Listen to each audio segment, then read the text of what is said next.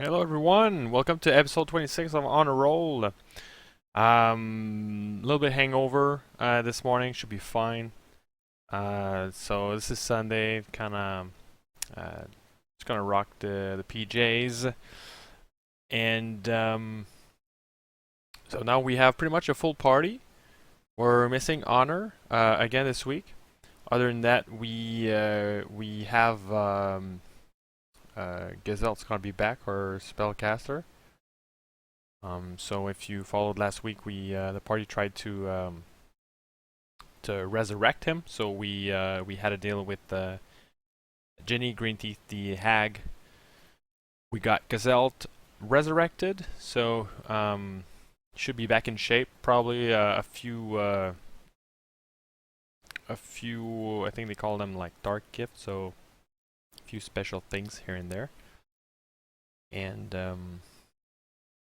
aside from that, last week it was kind of like we adventure still in Barovia. We kind of like did like some sort of a side quest if you want. Um, and today I think we'll be back to advance the main storyline if you want. We last week we received the official letter from Strahd, so things are kind of like kicking into gear a little bit more. So that's interesting. And right now the party is kind of like in Oransau, the little village. So we'll see what happens. I think every time we come up with a plan, it gets derailed pretty quickly. So we'll see. I think right now I just take it as it comes. So we'll see. Let's let's go and join the guys. Hello, Internet. Greetings, Internet. Happy Sunday. Dang it, you stole my line. Greetings, Internet.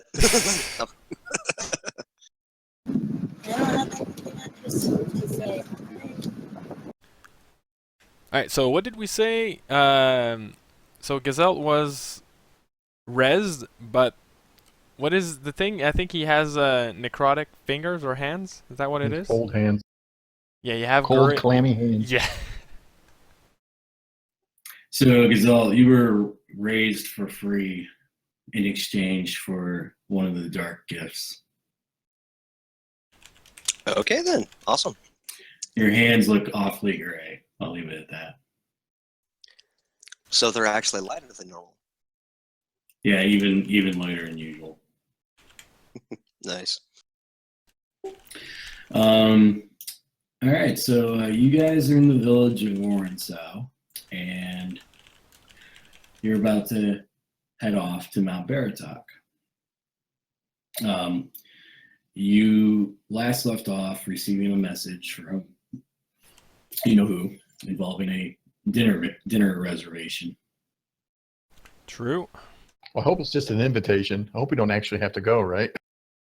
Well, there's no date or anything posted on it, so I mean, I think we're good. The one advantage it says is nothing will bother us in our travels to his castle. So I'm hoping we can kind of hold on to this till we're ready and then go there and be like, oh, nothing's going to bother us. No wolf attacks.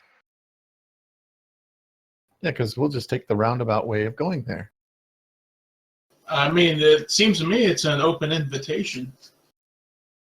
An open invitation to not go. Well, we're eventually vote. going to go there, I'm sure, just because I'm sure that Strahd won't let us take him out in somewhere that's more favorable to us. But for now, yeah, I'd say we should avoid that place. Yeah, I think we have a few sites we need to hit to be able to kind of like gather more information and probably recruit some allies. Well, yeah, we Yeah, have a hopefully. prophecy to fulfill first. Is there anything you guys want to do to prepare your travels? Would I be able to ask the villagers about both the mountain itself, like what kind of terrain it is, and also why they call the mage mad? Like, is it like he's homicidal raged? Is he like paranoid? Like, why is he the mad mage? Make me an investigation check with advantage because you have heard of the story before. Critical! When you remember being in Barovia, you remember a story about, or maybe it was in the Sarah Pool. I want to say you heard the story about the mage and Strahd fighting, and then the mage falling from the bridge. Yeah, that was Fairpool. And you remember that after that, you've heard rumors about him basically driven mad that he is basically been damaged in terms of not only physically but mentally in terms of thinking that he can overcome Strahd and defeat his tyranny. Okay. So he's single-mindedly conniving on how to defeat Strahd. That's kind We of can his use that. obsession or whatever. You've also heard other rumors that he may be paranoid about Strahd hunting him down, and then he thinks everybody is a spy. See, okay, that was it. That's Yeah, what I was that hoping could be would a be problem. the case. Well, my worry is like everything we're gonna like. He's gonna have eyes on this whole mountain. Like he's gonna have it warded or something crazy, or like trapped because he thinks like anybody who's coming in is an enemy. Not to mention fireballing us on sight. Plus, does Gazelle still have that tracking mark on his arm? That's Beltic. Beltic. That was Beltic. Would that get removed? It's the marking is there, but since I got a remove ritual cast on it, it's like the eye that was in the center of it is like foggy. But didn't it get triggered last time? It did, but it was a temporary trigger because the spellcaster had a concentration on it and was killed. Right. So Hmm. can we expect that to happen again? Anytime somebody casts a certain spell at Beltic, it's going to trigger that eye? It's possible. Well, it was a hex spell, so I think it was specifically because of that spell. But if they cast that spell on me, yeah, in all honesty. No, it was remove curse. Or, I'm sorry. It was a curse, right? Bestow curse, yeah. Bestow curse, that's what it was, yeah. So if you ever get cursed, it will Yeah. activate that thing and he'll know where we're at. Yeah, that is the case, and I have a feeling seeing our performance is what maybe gave him the reason to give us an invitation. He's not liking what he's seeing our abilities to be, so he kind of wants us to come and deal with us. I think he already dealt with us once, right? Oh, yeah. That didn't go well for us. Never does. Never does. Which I guess does bring up the question why he wants us to go to him if he could just kill us. Because if he wanted us dead, I think he could just come out. I mean, the only reason we escaped is because he literally said that we should retreat and didn't take an action the next round as we were retreating. So I don't know if he's actually looking to kill us or turn us into vampires or what the heck he wants with us in that castle. Still think it's a bad idea to go, but just kind of an interesting thought piece. Gazelle would pipe up at that point in the conversation and be like, he just wants us to be little rats in his maze to play with. Not a fan of that. I feel like we already are that, being trapped in this land. Yeah, we're in his lab right now. He wants to put us in the actual maze within the lab. Not a fan of either one, honestly. I mean, we don't know what his motives are, and I mean, it could be a lot of things, but in either way, I think we should go there prepared for pretty much everything, and we should recruit every allies that we can, and any kind of like leverage that we can find for sure. Well, speaking of recruiting an ally, we know that the Mad Mage is waiting for ambush, and he was powerful enough to fight Strahd and actually hold his own for quite a while. And still avoid being killed. So he's clearly very powerful. We need to come up with a game plan because this guy's probably going to attack us on sight. We need to prove him that we're not siding with Strahd, you know. So we need some kind of proof. Well, we have the smell that we can give it.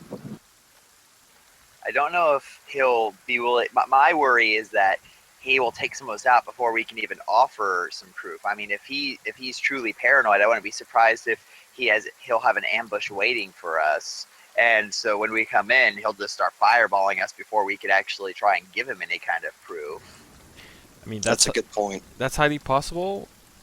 We just have to survive that long enough for us to be able to talk to him, and then present the proof. Well, I think I can, but I don't know if everyone here is as sturdy as I. If we work together, we should be fine. Yeah, I'll Good just stay in the enough for back. me. But like, I'm wondering what could convince him that we're on his side, you know? Yeah, I don't think a simple gift of a spell book will be enough to convince him we're not there to go ahead and trick him in some way. I don't quite know what would convince him. Telling him that we're trying to kill Strahd won't be enough. If he's truly paranoid, he'll just think it's a part of a scheme. I don't know what offer of proof we can truly give him. The only thing I could think is maybe if we had some of the items that we're supposed to use to defeat Strahd, then maybe he'd listen to us if we recognized them. Yeah, we need to build some sort of trust. Would it be possible to cure his madness? I know we could at least suppress it with calm emotions. That could be one way. Yeah, maybe if we could calm him down, maybe then he'll listen for at least a while.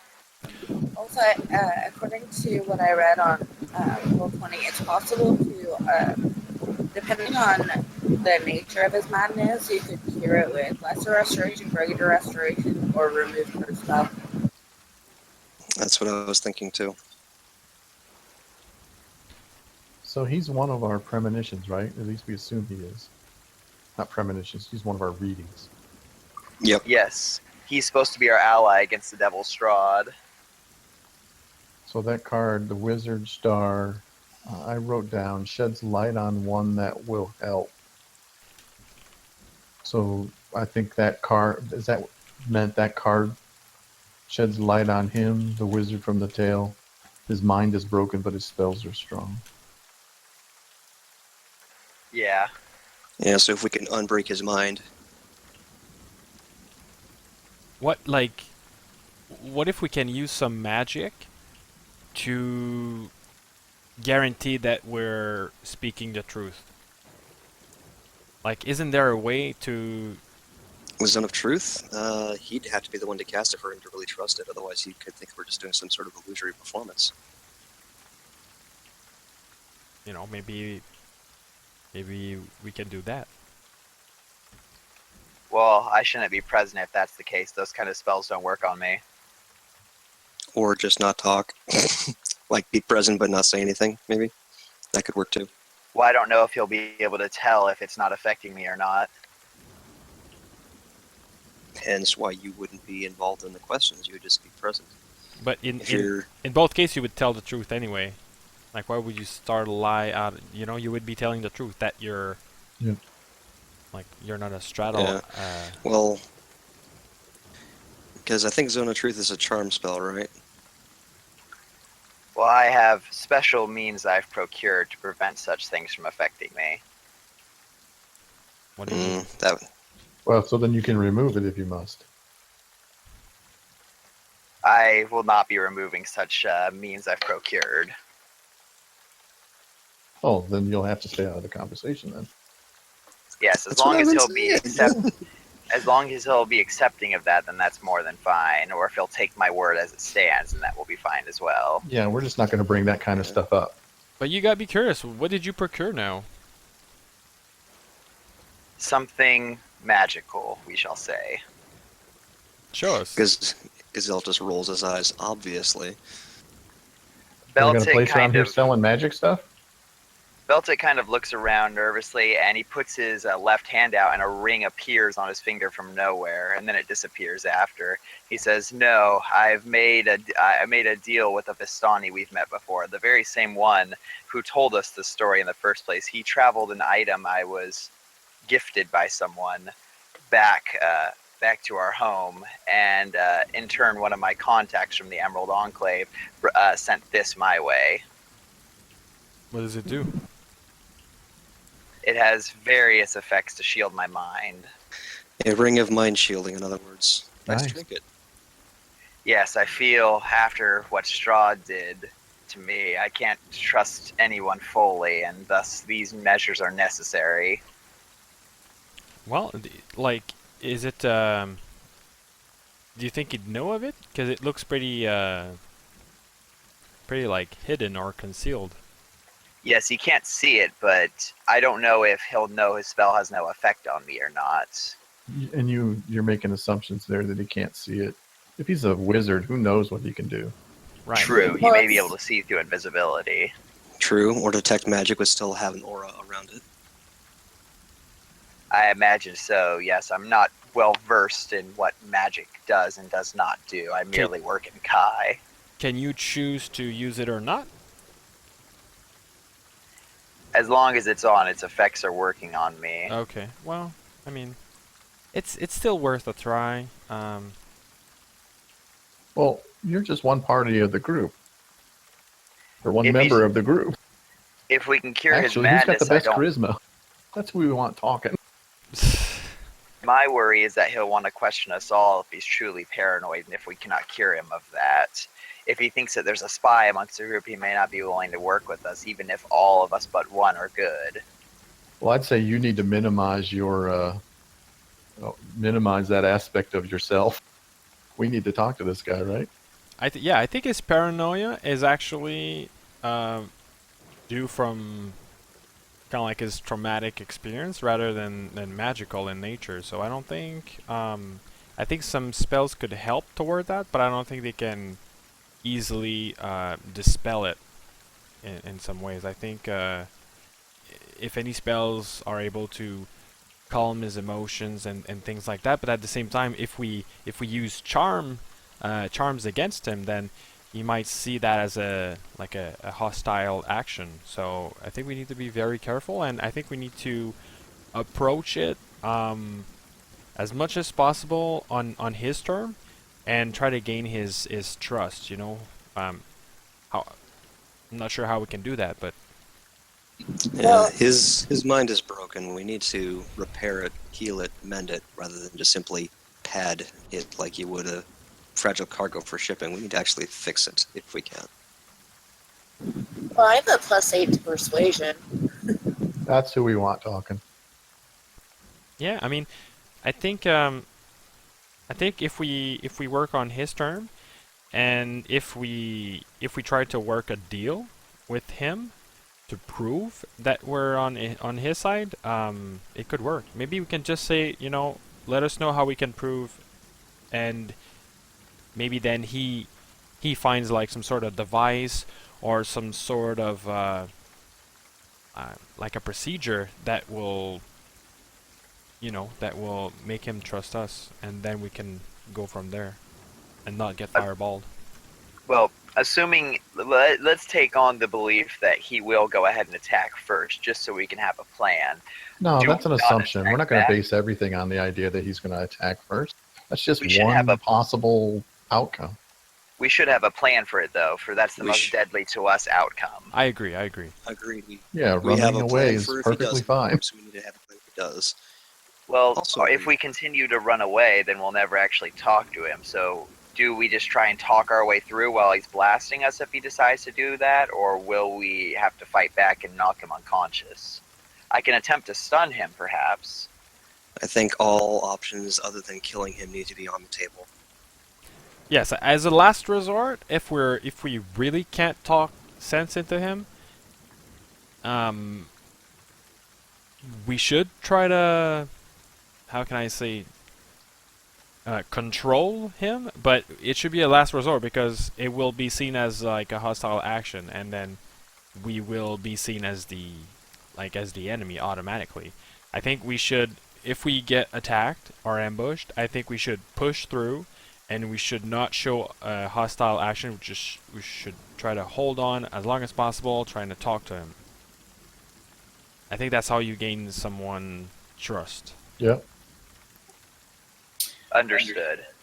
As you guys are discussing your plans, you hear a horse ride into town, and in front of the inn where you guys are at, you hear a man who sounds awfully familiar. Like Van Richten Oh, boy. familiar? Not Van Richten, but they're Von Richten. As long as it's not Von Strahd.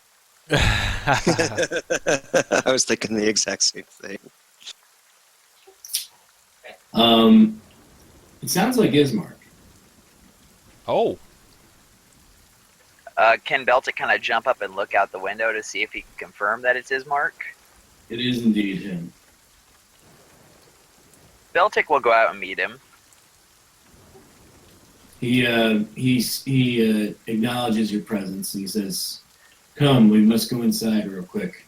Prying eyes are all near." Oh, man. Beltic ushers him into our room. He sits down and he asks for some tea. All right, I'm a little bit surprised. I want to ask him what brings him here. He says he stayed in Blocky with Octavio while you guys were out and about, and he sees Honor and he says Honor needs to go back and hunt again with the two woodsmen. Okay. Yeah. He also says that the festival of the Blazing Sun is tomorrow. Okay. Okay. He's heard rumblings about the Burgermaster and Lady Wachter having words. And he says that he thinks something big's going to happen. Well, she must be quite jealous of him after I sent that letter to her talking about his dinner with Strahd. I think a little bit of that has to do with it. He also mentions that he saw some purple light in what appears to be the Burgermaster's mansion. I kind of look at Gazalt and like purple light. Does that ring a bell? And a number of things could have purple light, fairy fire among them. Now the thing is, we're not welcome anymore in Vallaki, Ismark. Well, Beltic Beltic is didn't- not. Right. Beltic isn't, but the rest of us, well, We're not in He's good terms marked with the Burgermaster. very true. Very true. I can attempt to hide. I'm small and I move quickly. I could go ahead and get in there fairly easily, I believe, and then hide about. Well, I think you guys are missing the point that in our last confrontation with the Burgermaster, it ended up in a fireball. Yes, if Strahd's there, then I would agree we should not pursue further. But if he's not, he doesn't have that fireball to help him. Yeah, but I mean, the Burgermaster he was there, like, so he knows that we were coming from him. Like, I don't think he would just let us walk into his village again. Ismark speaks up and he says, "Octavio told me that you guys were heading this way." He wasn't specific on reasons, but he did say that you guys were seeking help. Yes, we're on the tracks of the Mad Wizard. We think he could play a role and he could help us. He smiles and he says, "How are you going to convince him?" We were just talking about that right now, just before you arrived, actually. We have a few options, but we're not sure. Maybe you know, maybe you have a better idea. Maybe you know about him more than us. I know about him, but I've never seen him personally. We're trying to gain his trust, and we're not sure how to do that because we don't have much information about him except that he's very paranoid and he thinks that everyone's in league with Strahd. So we just want to prove that we're on his side. Well, those are rumors, of course. He speaks up. Yeah, that's all we can work from as of now. Rumors. He sits and thinks and ponders. Maybe finding one of those items that Madame Miva was talking about to me help. The tome. Yes, getting those items would be quite useful, most likely. The tome itself I'm curious about, just to see if there's any dirt we can dig up on our gracious host. Maybe something we Well, can use against him in there. if the tome actually tells the history of Strahd, that may be information that he's looking for. The more we know, the better Precisely. prepared we'll be. I agree. Precisely. Okay, well, in that case, maybe we should put the whole wizard thing on ice. But since we don't know where to start from to find that book, then maybe we need to go back to Vallaki and keep an eye on the festival, or what do you suggest, Ismark? Well, someone read me the readings again? Did anyone remember him? He's kind of like pondering. So the first one was Philanthropist. I didn't get everything, but I got some. And it was the Tome of Strahd, where children were crying, and it tells of his history. It could be any number of things. Where children cry. A nursery, orphanage. perhaps? Or some such place. Yeah, an orphanage, a nursery, possibly even a hospital, children's hospital, if there is such a thing. He looks up when you say orphanage. Is there an orphanage somewhere near here? I would think the Abbey would have an orphanage. Of St. Markovia? Yeah. Yeah. Oh, should we start there then? Well, it's where we originally was intending to take my sister before all hell broke loose in Blocky. Staring at Beltic. Beltic is triple kind of amused. staring back, but not fully understanding why we're staring at each other. True. We should resume our trek that direction, I think. Besides, whatever this abbey has could be interesting. Alright, so should we travel west and then stop at Vallaki for the festival? Just make sure everything's okay and nothing abominable is happening? Well, we can't make it to Vallaki in time. We're more than one day's travel to there. And if that's I don't. well, it took us 2 days to get here. Yeah, but we didn't go straight though. True. Yes, that is the case. If we take off now, perhaps we could reach there in time. Yeah, Ismark says it only takes a day to get to Blocky. Maybe even 3/4 of a day. Did you run into some trouble on the way over? Let's just say I don't remember the entire trip here. Yeah, I guess you could say that. I would stay away from the old windmill. My old windmill. Weren't we supposed to go back there? Eventually, when we have some bigger artillery. Once we have our wizard friend with us, we'll go back and pay those women a visit. Yes, it was a rather shocking experience, to say the least. Ismar, did you know that hags live there? He looks surprised when you say that. The old Durst windmill? Yeah, Yes. there's hags. They make their breads out of people. It's disgusting, and they are there in disguise. It was a very unfortunate encounter. So, if I would stay away from there, and I Very would, unfortunate. yeah, and I would spread the word that this place is extremely dangerous. We'll Understood. we'll deal with it whenever we can. It's just right now it's hard to prioritize everything. I'm sure you understand. He nods. There's just so much going on. So I guess we should maybe we should ride back to Valaki. He looks in Beltic and he says he doesn't necessarily have to stay there. There is a Vistani camp to the southwest. Maybe we can get shelter for the night there. Interesting. But don't we need to go through Valaki to get to the Vistani camp? Unless there's another way. I mean, you can always go off the main road. Yeah, just keep going, right?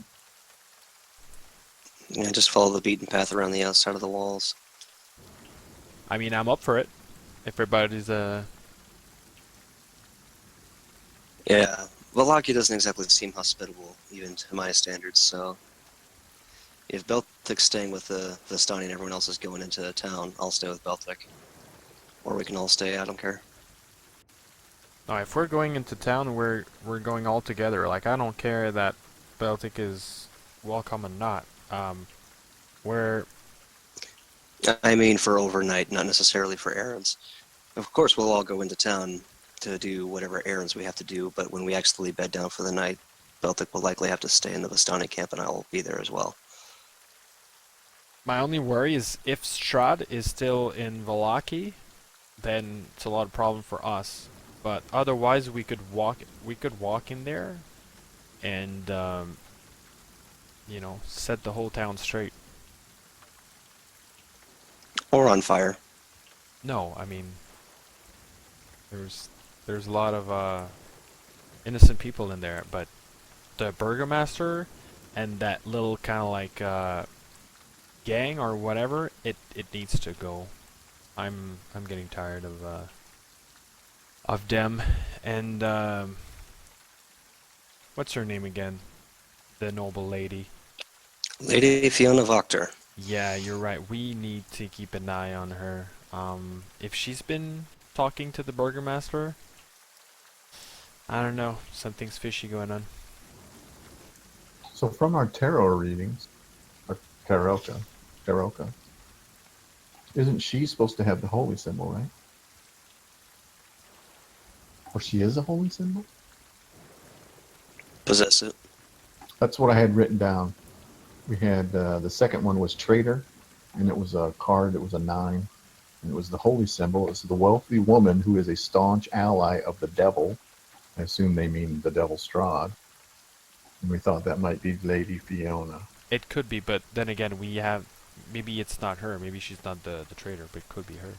Well, what will be the Or true the tell? burgomaster's wife. What will truly tell us is if she has the enemy, if she has the bones of an enemy, because that's where it would be kept. So what we need to do is ask her if she's kept any enemy's bones in her house, or just toss it. Or maybe not ask her. That's what I don't mean, know toss if- the house. I don't know if it's literal or not, but that's what the reading said, that it's kept with the bones of an enemy. But that wasn't about the saints' bones? Is there a tie in there? Perhaps. Possible. Did we find the saint's bones? Yes, we did, and there was no book there. Yeah, we returned holy the symbol, rather. bone. So perhaps it's someone else's bones. Yeah. Should we Maybe should she we was try to go behind all back? that mess. Should we try to go back and kick out the burgomaster? Or at the very least go back and see if we can entertain the good lady for some time. Beltic kind of smiles and says, kicking out the burgomaster would be quite the pleasure. Right. Well, we thought about doing that once before. I It mean, didn't go well. I know. Maybe, I don't know if Strahd's still staying there. I doubt it. If he wants us to go to his castle, I imagine he must be there. Why would he give us an invitation to go to a place that he will not be there for us? We are assuming he travels at the same speed as us. Yeah. I doubt it. Also true. How fast do vampires travel? Well, this is his land, right? He can probably go as fast as he wants, where he How wants. about we discuss that on the way to the As we travel. the Vistani camp? Maybe we can set up camp there, and maybe we wait to see what happens at the festival, and then take action from there. Yeah. And where exactly was the abbey? If you guys are on the main map right now, right? Yeah. The abbey is in the village of Kresk. All the way west, okay. All the way west. Okay. So that's quite a Yeah, travel. quite literally on the other side of the map. So I just realized something pretty cool. If I use my Knaith Mandolin to either cast a spell or use it as a spell casting focus when doing a charm spell, it gives whoever we're charming disadvantage roll on their rolls.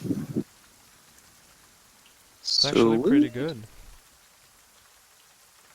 Effectively So a -7 on their roll. That's nice. Yeah, so we could use it against the Mad Mage potentially. We'll keep that in So mind. yeah, you're definitely doing the talking, and I'll back you up. How's that? Sounds good.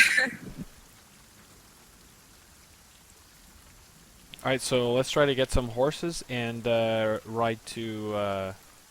At first, let's ride through Vallaki, let our presence be known, and then let's set up in the Vistani camp,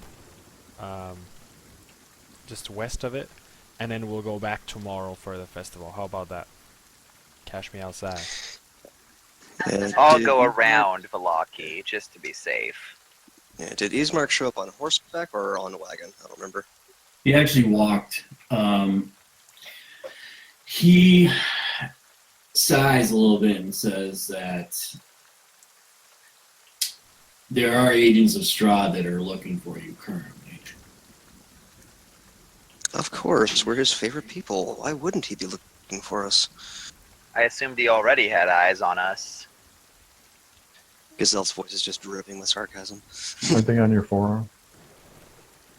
Do you think, Ismark, do you think it would be dangerous for you to travel with us? Maybe you should ride ahead?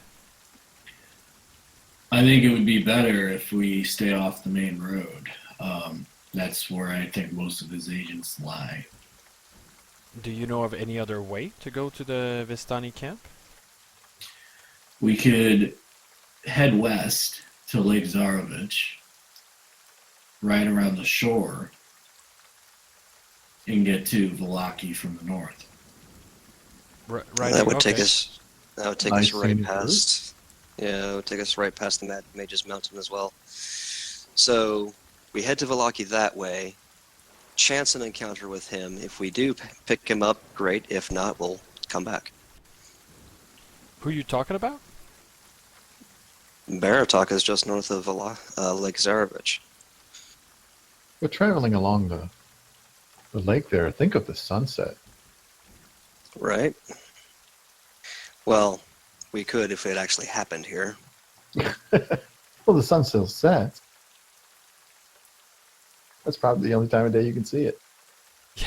If we're lucky. Still, accessing a nice open body of water that you can actually see all the way across would be nice. I like that plan, Ismark. I think let's follow that path. Let's stay clear of the road and let's ride on the lake shore. Let's see if we can find some horses in this village. Sadly, a lot of horses have been decimated from the recent attacks by wolves and those snake creatures that you guys encountered in the Oh last. man. Okay, well, I mean, Wait, we'll have to snake do it on. creatures? Yeah, Oh boy. serpent folk. Why do I Um, have to take vacation when the good stuff happens? well, it's because you were on vacation that the good stuff happens. Because otherwise, I don't think we would have done a module. Yeah, screw you guys. Is there a merchant store in town? Shopping spree. There is, Beltic but gets his coin they- purse ready.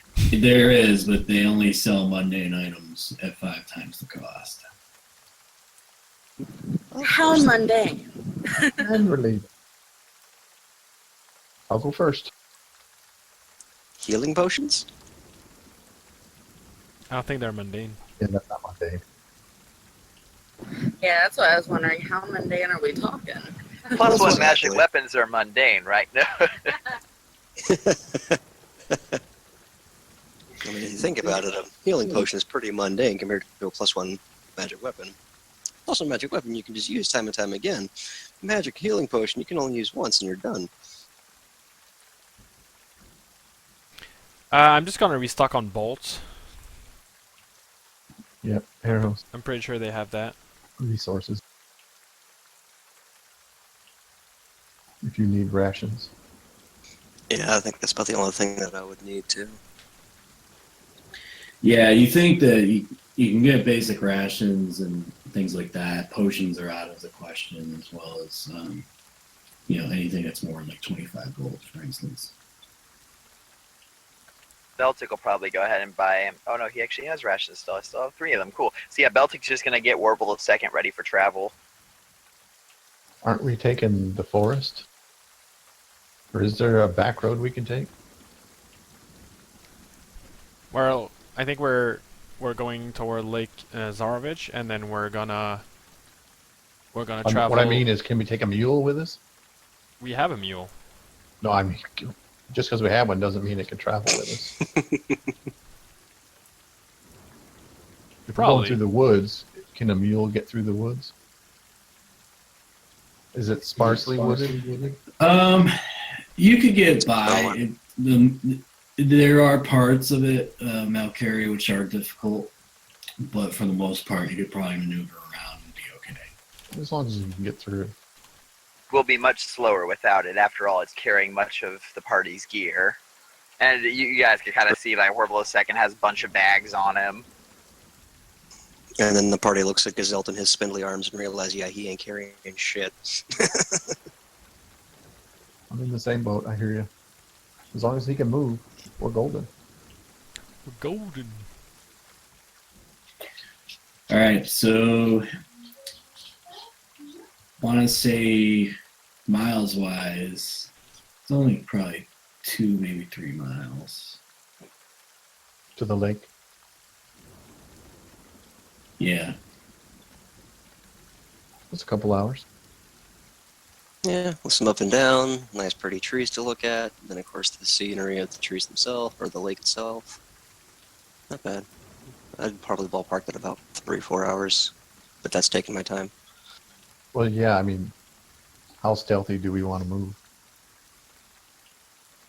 If the whole point of moving through the forest is to be stealthy, I would imagine that we'll take it slower so that way we won't be seen. So that'd be about half speed, so Yeah. probably 4 hours to get there. Yeah, it's still like early morning, so you guys do have a lot of time to get there. All right, and let's hit it. All right. I need 2d20 rolls. 18. From each of us, or just 2 overall? 2 overall. So who would like to do the honors of the second one? I did the second one. All right, so you guys head in to the forest, and it's definitely misty from the morning. And we need a marching order. I'll be Beltic, ranging about 30 feet ahead. Larry I'll up be in the front. middle. I'll be in the middle. I'll stay back. and Beltic will be in the front as well. I'll range side to side. 30 feet ahead. Usually I'm behind Beltic and Larry. So is it Larry Beltic or Beltic Larry and me? Beltic would be willing to go like 15 feet ahead of the party, like in front of the head of the party, and keep his stealth going that way. You cave dwellers, you just stay in line. You let this, I'll handle this part. Yeah, I'll just stay in the middle, happily. And Mal, where are you? So I'm going to be up front, ranging right and left, 30 feet ahead of the party. Alright, so yeah, maybe we want actually Beltic kind of like in the middle of the party to protect the rear if needed. Yeah. Beltic kind of nods and he moves himself to the middle of the party. Okay, so it's Mal, Larry, Ed, Ella, and Gazelle. Ella, Beltic, Gazelle. Yeah, in case somebody Sure. comes up behind us. Why am I at the very back? I want to be I in mean- the middle, please. Oh, okay. Beltic will move behind Gazalt, then Beltic will take up the rear of the party. Thank you. That's I right. am You said squishy. middle. I thought I heard like back. Sorry. No, That that's was me. good. So Gazelle, Beltic, Ella. Okay, that works. All right. Malcarry's in the front. Yeah, What's your passive perception? 16. All right. When you get to this point right here, you do see what appears to be 8 to 10 soldiers in garbs moving very slowly. Okay, I signal everybody to stop and take cover. And what are they? So soldiers and guards? What kind of soldiers? Do they have livery? Any of that? They look like they have a raven for their crest, and as you look closer, you notice that one of them is missing an arm. Could they be related to the were ravens? So, can I see them well? Are they alive? Or do they look undead? You have to move closer to get that impression. So I want to crouch, move closer, and observe them for a little while. And I want to be in the distance where I can kind of figure out what they're lip reading, basically, with my observant feet.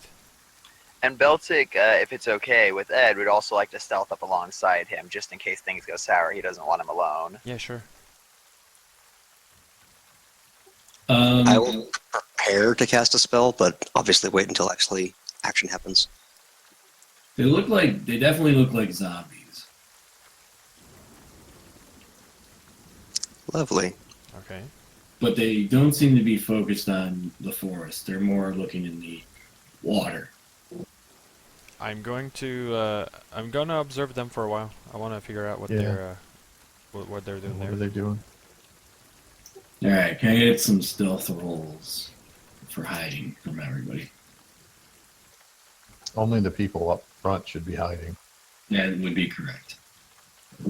Good, then my failed roll is mine. Yes. Yes. Hence my comment. I'm hiding way in the back anyway. Larry and his -1. They don't seem to notice you, Ed, or Melcarry. So yeah, Did I'm gonna. they notice Beltic, though? Because he's up there as well. No, they do not notice him. And do they? You said they. It looks like they're searching for something. Here, in or near the water. They don't look like they're actively searching. They're looking more like they're standing guard. So do they all look the same, or does Yeah, they there all seem look to the be same. somebody in charge somewhere? And Mal, do you think you can confirm that those are, like, definitely zombies, like undeads? He definitely has confirmed that. Yeah. Okay. What kind of weapons do they have on them, or are they just empty-handed? They're empty-handed.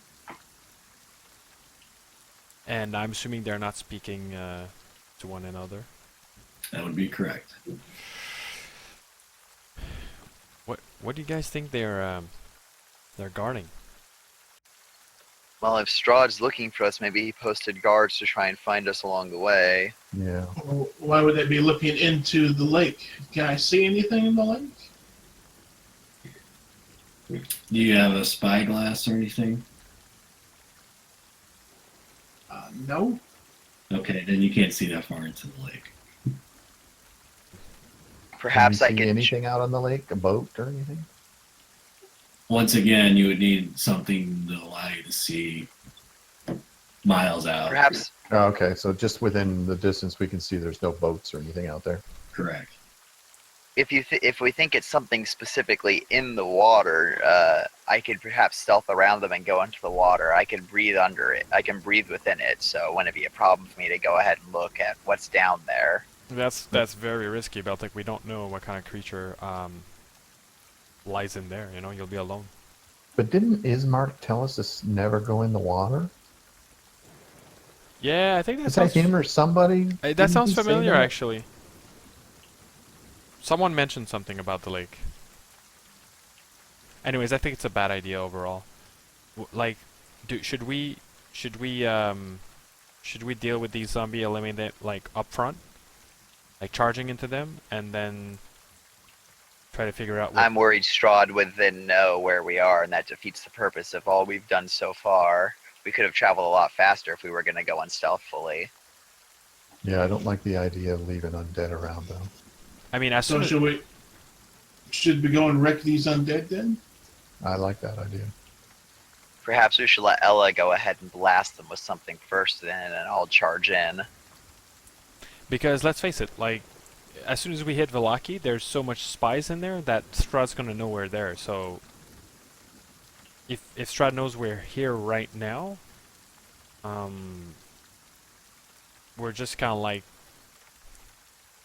he's just gonna know a few hours ahead. That's what I'm assuming. If we We've talked about dispatch them, how they won't be fast behind Strahd us may either. be able to. Assuming these zombies belong to Strahd. I was actually just going to say that too. Yeah, they could be unrelated.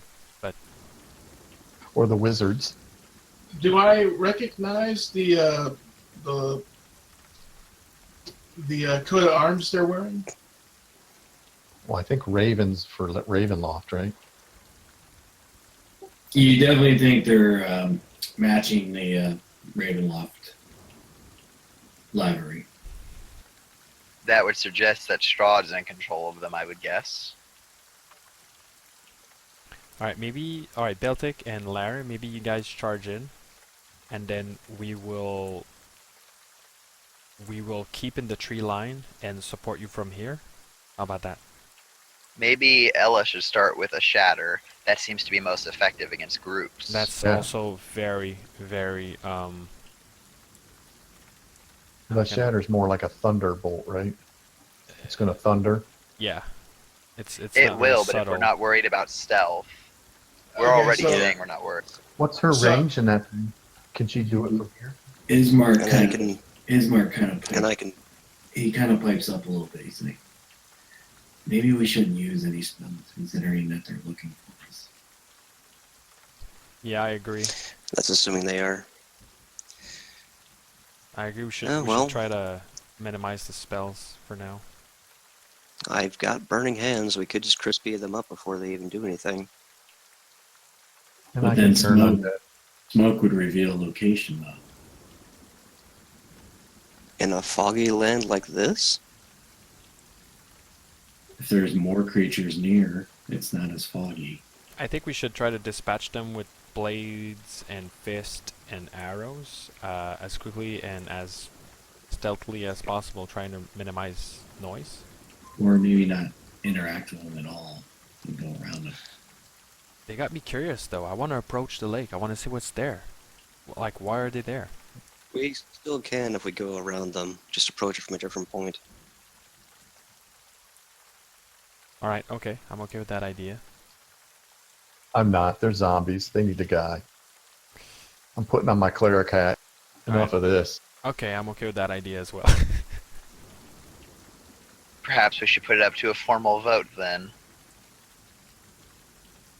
All right, let's do it democratically. So for all those who say we attack the zombies, So you guys think this is a democracy? Well, We're whispering, correct? and we're not under Strahd's rules, so we're not exactly in a tyranny, exactly. I mean, we all choose to adventure together. I think everybody should have a say in this. So everyone for attacking the zombies, one's in chat. And everybody who wants to avoid the undead, two's in chat. Okay, Ed, you can't vote twice. I can't? No. the rogues like everything. Yes. I have no strong feelings either way. Exactly. Yeah, I'm indifferent. That's why I put 0. Okay. I mean, I'm more of a 1 than a 2 for the purpose of this. So that means 3 1s, 3 2s. Gazelle. No, actually, Larry. Larry hasn't voted. And Larry's a 1. So Where were you One's getting that- 3 1s?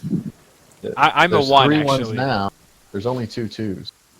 Well, there's 3 2s unless we choose not to count No, Ismark. Ed doesn't get to vote twice. He voted Yeah. first. That means Beltic, Ella, and Ismark have 2s.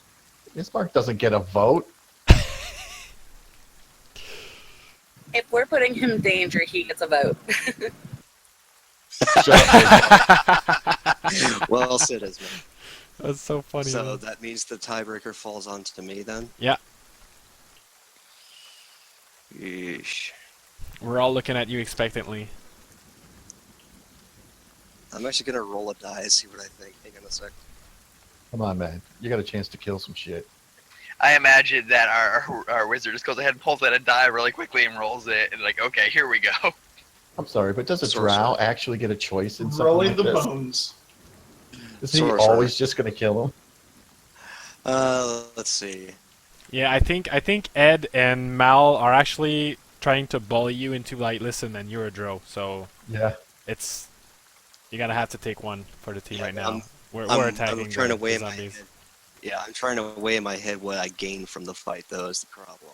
Beltic, even in the background, is nodding like he is a drow. He probably wants to kill things. Alright, so high fight, low no fight. So that makes my vote a 2. You're not a drow. I'll just silence look at you like, you don't know me. Beltic's like, that's a compliment. All right, and No. Ed's gonna wink at Mal, and then I'm gonna perform sleight of hand as a crossbow misfire and shoot at one of the zombies. Trump, if you lose the election, will you stick with the results? We'll have to see. I told you guys, you think this is a democracy?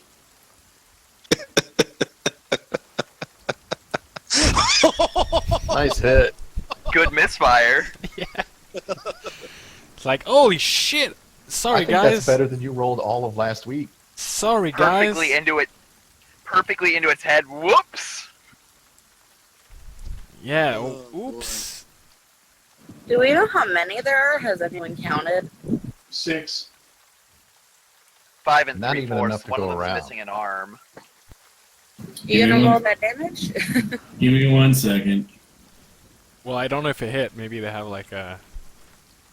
Oh, it definitely hit. I hope so. If that didn't hit, we're running. Like, damn, guys, Best I'm armored so zombies ever. sorry. And then I look at Mal and I'm like, that's so unfortunate, man. Warmonger. Can't wait to see how we died this week. Well, not from some zombies, that's for sure. What's in the water? Ooh, I don't know. Maybe the GM was telling us, warning us several times to not attack. Let's go against that. It's just a kraken. Oh, look, a kraken. Nobody release him. The only Touche. Kraken actually. 1 second. As soon as I hear his crossbow bolt go off, I duck into the bushes. Beltic, kind of oblivious to what happened, he goes, "You need to watch that crossbow. You could accidentally hit one of us." Yeah, you're Now, right, man. It needs to get Okay. fixed. Gazelle will just take Beltic's head and point it in the direction of the zombie with the arrow sticking out of it. It's actually How fortunate for us. it's actually the first time it malfunctioned like that. So it's I'll need to have it It's checked never out. happened before. Probably not shooting blanks though, at least. Yeah, don't you worry none, Sheriff. The safety's on old Betsy. Although it like You it get to does roll seem your sleight of to hand, though. yeah, it's pretty ugly. You got to so- roll that to see if we believe you or not. Oh man. Do not believe him. Not a bit.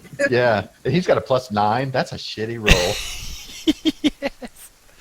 Yeah, my passive perception actually saw through that, but Beltic's just gonna kind of nod it, just go with it.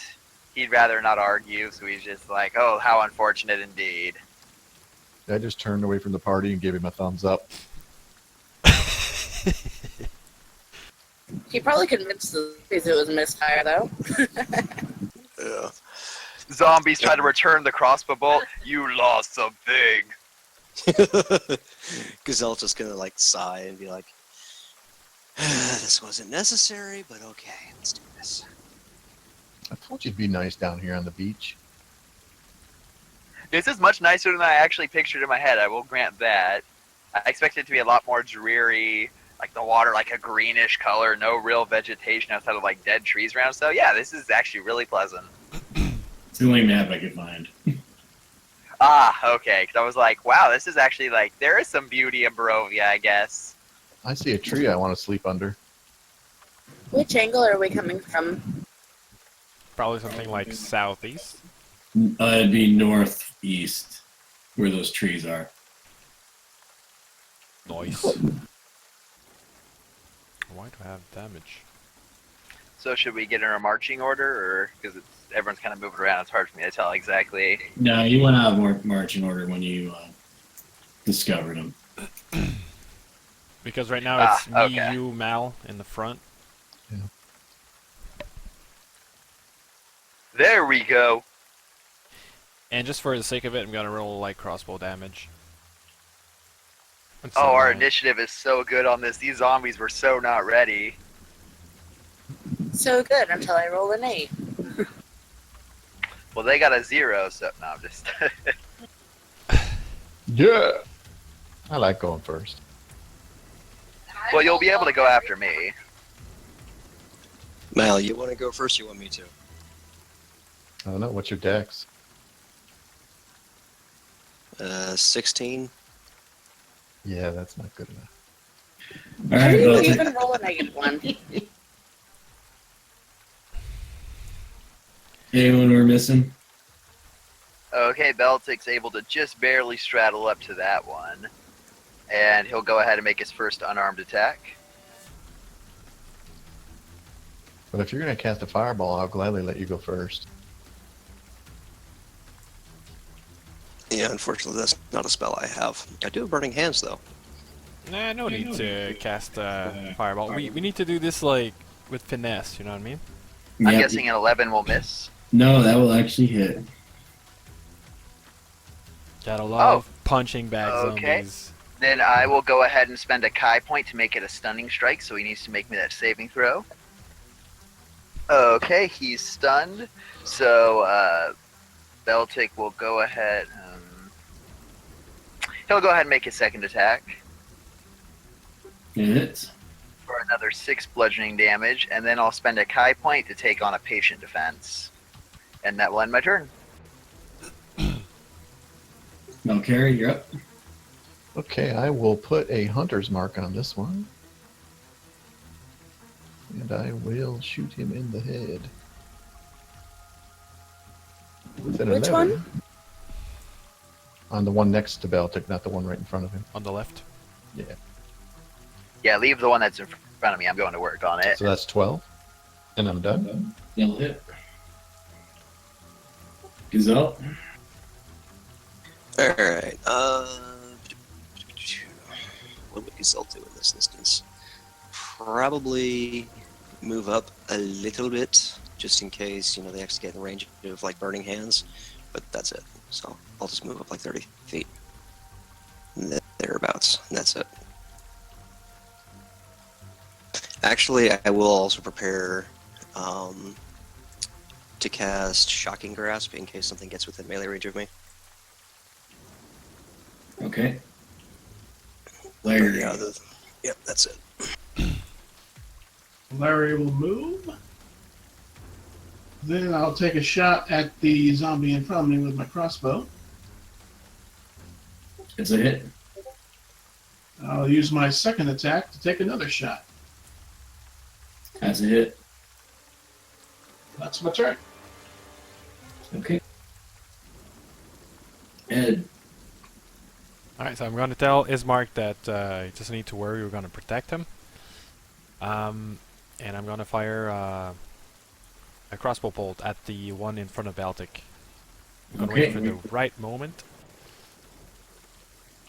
Beltic's pretty small, so you can fire right over him, probably. That's right, works out well, man, actually. It's a hit. Alright, the one on Beltic goes bye-bye. Beltic kind of scowls a bit, but he doesn't really protest much. And that's the end of my turn, sorry. Ella. I'm gonna Eldritch Blast twice at this one. Okay. Second one will hit. Damn. Good, at least one of them. Okay. Anything else? I'm gonna move a little bit. Just there. Okay, go ahead and move. Okay, and that'll end my turn there. The last one will not attack. Party time for Baltic. Alright, And Beltic. Just out of curiosity's sake, which one's missing an arm? Have we already taken that one out, or is it still around? You already took that one out. Oh man. Okay, let's go. I got my patient defense on, so I He feel was already confident. disarmed. Oh man. The puns. That will miss. Okay. They all need to roll with disadvantage though, because I have dodge going. Well, give me a second. I gotta change it up. Sounds So much good. for the arms race. Wait, these aren't just normal zombies. These are Strahd zombies. We've taken out a pack of them before. And Gazelle. Yeah, Gazelle was one of them too. Yeah. 18. With the disadvantage, that'll miss. That bite will hit me though. Aren't you at disadvantage? Yeah, but 17 breaks my AC. I can take 2 damage though. A 16 will also break my AC, so that claw will hit. So these zombies get multi-attack? Yes. All those will miss you, Larry. Alright, Beltic, top of the round. Wait, I want to use my riposte. Okay, you can use your reaction. That will miss, actually. Do you get one of those for each attack, or is it every round? It's a reaction, so he only gets it once. Oh. So 17 to hit. That will hit. That's 5 plus 7. Alright, roll me d20, Larry. Alright, you sever a leg. His leg's off. It's a flesh wound. And it gets to attack you. The leg. He flings it at him. Picks it up and throws it back at him. 18 hit you. Nope. Tries to kick you in the butt. Misses. Looks like you don't have a leg to stand on there. Come on, give us zombie a leg up here. All right, Beltic. So after Beltic dodged most of that gauntlet of blows coming at him, he's going to go ahead and punch at this one. Okay. Then he'll make his secondary attack. And assuming it's still standing, then he'll go ahead and spend a Kai point to do another patient defense. Okay. Roll me a d20. Okay. 9? Arm comes off and attacks you. Does that happen before or after my patient? Oh, yeah. Does that happen before or after my patient defense? Before. Wait, Okay, that's a critical then. wait. I was gonna say I have a bardic inspiration, cutting words. So well a. Well, that would still hit even with the cutting words, and it would still be a critical. So, good thought, but save that for later. All right. So that's a hit with a critical on me. Take 10. Beltic spits out some blood at this point and has a big smile on his face like things have finally gotten started. And he goes ahead and spends that Kai point now to go ahead and activate that patient defense. Is that one missing a hand now?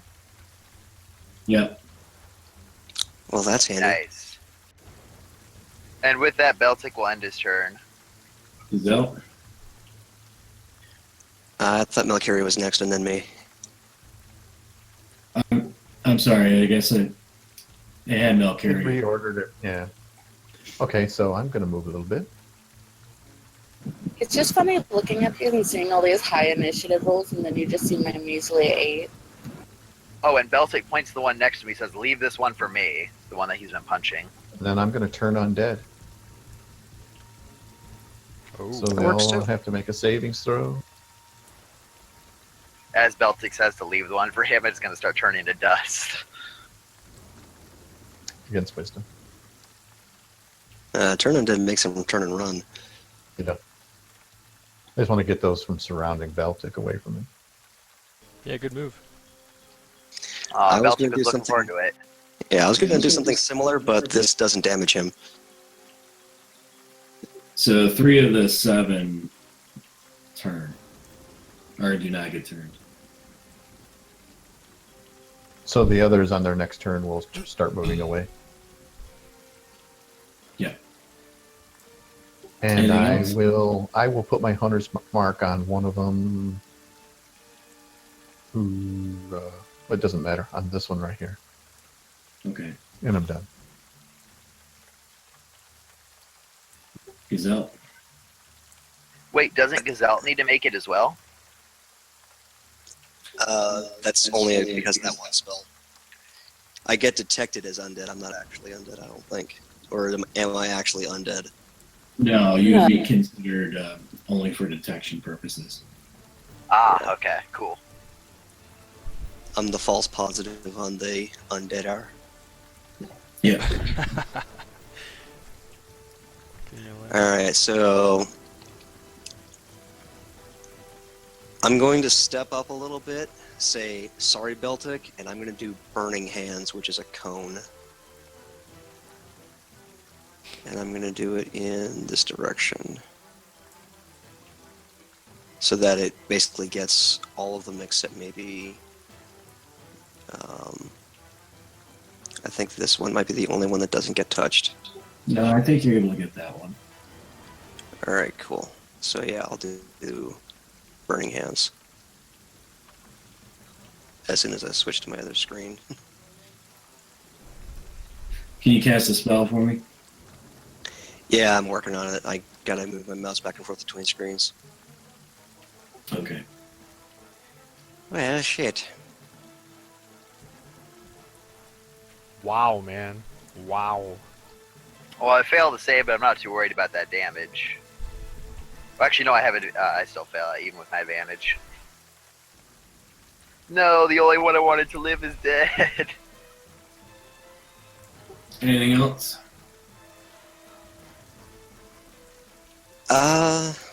No, the only other spell that I really wanted to cast is Cantrip. That's an action, so I can't cast it this turn. Okay. Larry. I'm going to attack the one in front of me. That's a hit. Okay. Roll me a d20. Which is also something I need to do because of You my decapitate the magic. zombie. Look, his head's off. Don't lose your head. Alright. My Uh, Wild Magic Surge did not roll a 1, so yay. I'll do my second attack and attack this other zombie. When Larry attacks, head roll. All right. Heads will roll for this. Roll me a d20. Okay. Claw comes off. I'll move over here. That's my turn. Ed, you are up. Alright, I'm gonna fire a bolt at the zombie between Baltic and Larry. That one. For 14 damage, and then I'm gonna give inspiration to Baltic. All right. And then that's the end of my turn. Ella. So the guy on the left right here is still alive? Yes. He looks very, very beat up. Okay, I'm gonna use one Eldritch Blast on him. That'll hit. Okay, is he dead? He is.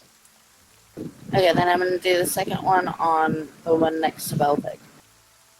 That's a hit. And I'm gonna move right here. And that'll end my turn. All right. On their turn, all the zombies flee.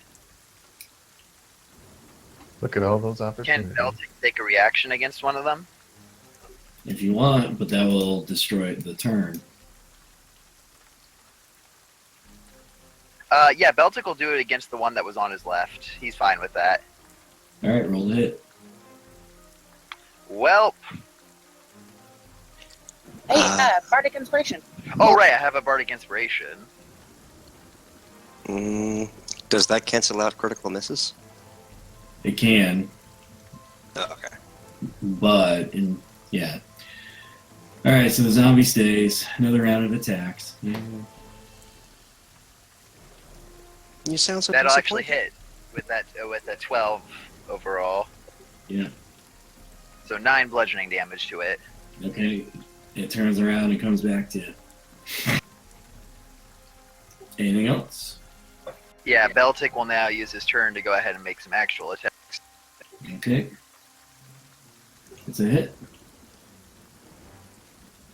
And that'll kill him. As Beltic punches his hand through this creature, black and purple energy starts to roll over his hands as he gains 7 temporary hit points. Nice. All right, so I'll call to combat since the creatures are running away. Well, they only run 30 feet away. Now we just pick them off. We run after them. Yeah, Beltic doesn't. If we're gonna kill half of them, he doesn't really want to let some of the spies escape. So Beltic will be willing to use a Kai point to do a step of the wind, so he can get 3 movement actions in a turn if necessary. Well, at this point, it's pointless to continue the combat because they won't be able to attack, and you guys can just pick them off. So. Yeah. Yeah, exactly. Ah, okay. Alright, so I wanna... Can we see anything strange in the water or like on the lake at some point?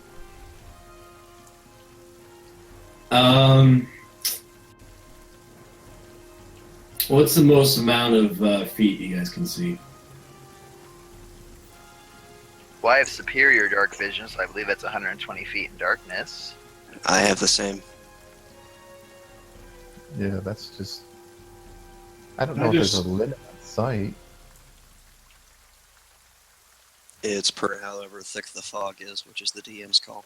Yeah, how thick is the mist here? Yeah, other than that, I have the observant feat. That's pretty much and a pretty high passive perception. Yeah, you won't be able to see anything too far out. About 150 feet out, you'll notice that the lake tends to fog up a little bit. Okay. Well, now we can travel on the lakeshore. That'd be nice. He's so pretty. All right. So I mean, I don't know what the zombies were doing here. That's kind of strange. Maybe they were Yeah, just can we search them to see if there's any evidence probably as to nothing. why they're here? Yeah. You don't see anything that shows that these things are under command. Usually there's something that's commanding them, telling them what to do. Anything Yeah, but on them? they were just standing there, so they were just free range zombies. Yeah. Just rusted chainmail and tattered. During assuming that nothing's bothering us during the short rest, Beltic, after his 30 minutes of meditation, is kind of poking at one of the bodies and messing around with it. It moves. Nah. Beltic puts his fist through its skull. Then All right, it doesn't move. Well, it moves, but from your impact.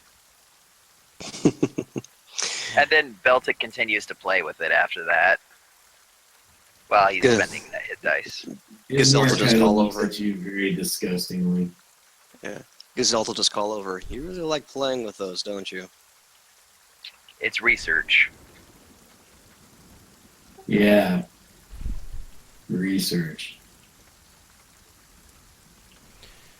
All right. So I guess we should continue making our way to Valaki by the Yep. on the shore. So as we move along the shore, I'll move up into anywhere there's wooded cover. I'll be watching out toward the woods. Yeah, I'll try to keep to the tree line as well. And we'll keep watching the lake too. See if we see anything out there. And purple and black energy stops rolling off of Beltic after the short rest. I'm assuming we're going back to our marching order that we were in before the fight. Yeah, that should be our default. We should write that down somewhere. You hear the beach of Lake Sarovich as you guys walk down the coast. Nice. It's kind of soothing. You don't really hear a lot of animal sounds. Is the beach talking to us? Because I don't speak beach. Do we hear any animal sounds? Don't be a beach. Make me a roll knowledge nature, Valkyrie. I mean, if there are no animal sounds, that would be bad. Once in a while you hear like a bird, but it's very, very quiet. Bugs and insects. Sometimes. Mostly off of Beltic. Well, not anymore since he got burnt up, so they aren't around no more. So now you're less stinky and more smoky? Yeah, Beltic probably takes a quick As you- jump in the lake. As you approach here, you hear the sound of the waves coming calmly back and forth, and you spot what appears to be a fishing boat, like not like a large fishing boat, but a smaller fishing boat out in the middle of the lake, just off the shoreline here. So, Is there rowboat a- status? What's that? I was going to say, like, rowboat status. Yeah, rowboat size, a little bit larger than that. Is there anyone in it? You do see a lone figure in it, fishing pole in hand. I think we should just continue to stealth by. No need to interact with this individual unless of all you think we should. I find it kind of weird that he's just like in the middle of the lake during all this chaos, with like just by himself. No, I Not think to it's not to mention He's the fact fishing. that we've been told it's a bad place to be. I mean, is this guy really actually trying to catch fish, or is he trying to catch suicide? I mean, Either way, it's none of our concern. yeah, they probably know their way. I mean, it's True. expected to find like fishing people on the lake. I think we should leave this guy alone. This is not abnormal. I wouldn't think. I agree. Except everyone else has said not to go to the lake, and this guy is on the lake. Maybe That's he's kind a of abnormal fool. in itself. No, it's just we heard that once. I think we heard somebody mention that to stay away from the lake, but I can't even remember who said that. I don't think it's Yeah, everybody. I think we only heard it once. Well, also the zombies were mesmerized by something in the lake. I mean, and this is the only guy we see in the lake currently. So I'm just far, curious. Maybe I'm it's just him. curious as why he's out here by himself, with especially considering like places surrounded by woods and how dangerous these woods are. Yeah. Woods aren't dangerous. These aren't normal woods. They're pretty dangerous. As you guys continue to walk, you approach here, and you see 3 small rowboats, and there's a 4th boat that you saw earlier that's in the middle of the lake. And the How guy looks to be about 400 feet from shore. How used do these boats look? They're worn. They're not old, but they're, probably a couple of years old. Mm.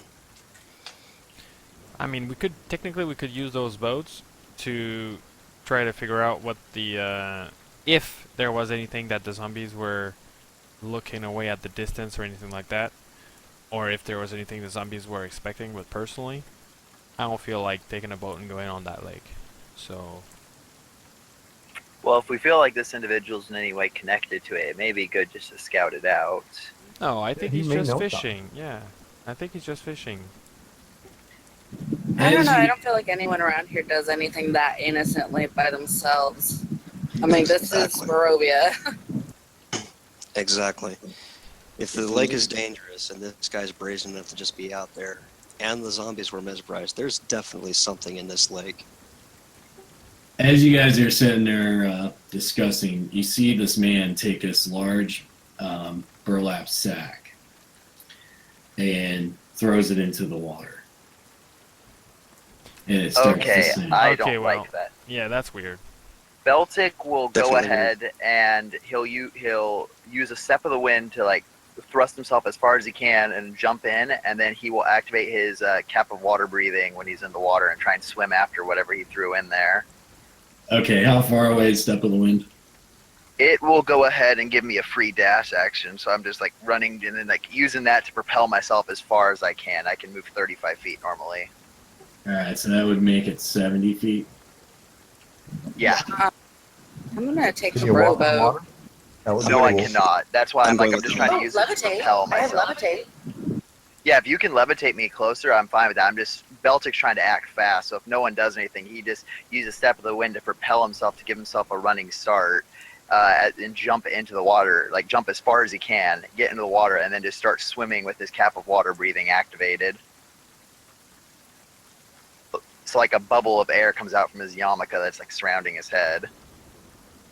Hold on. Actually, I don't think this would work very well because it says the target can only move by pushing or pulling against a fixed object or surface within reach. Yeah.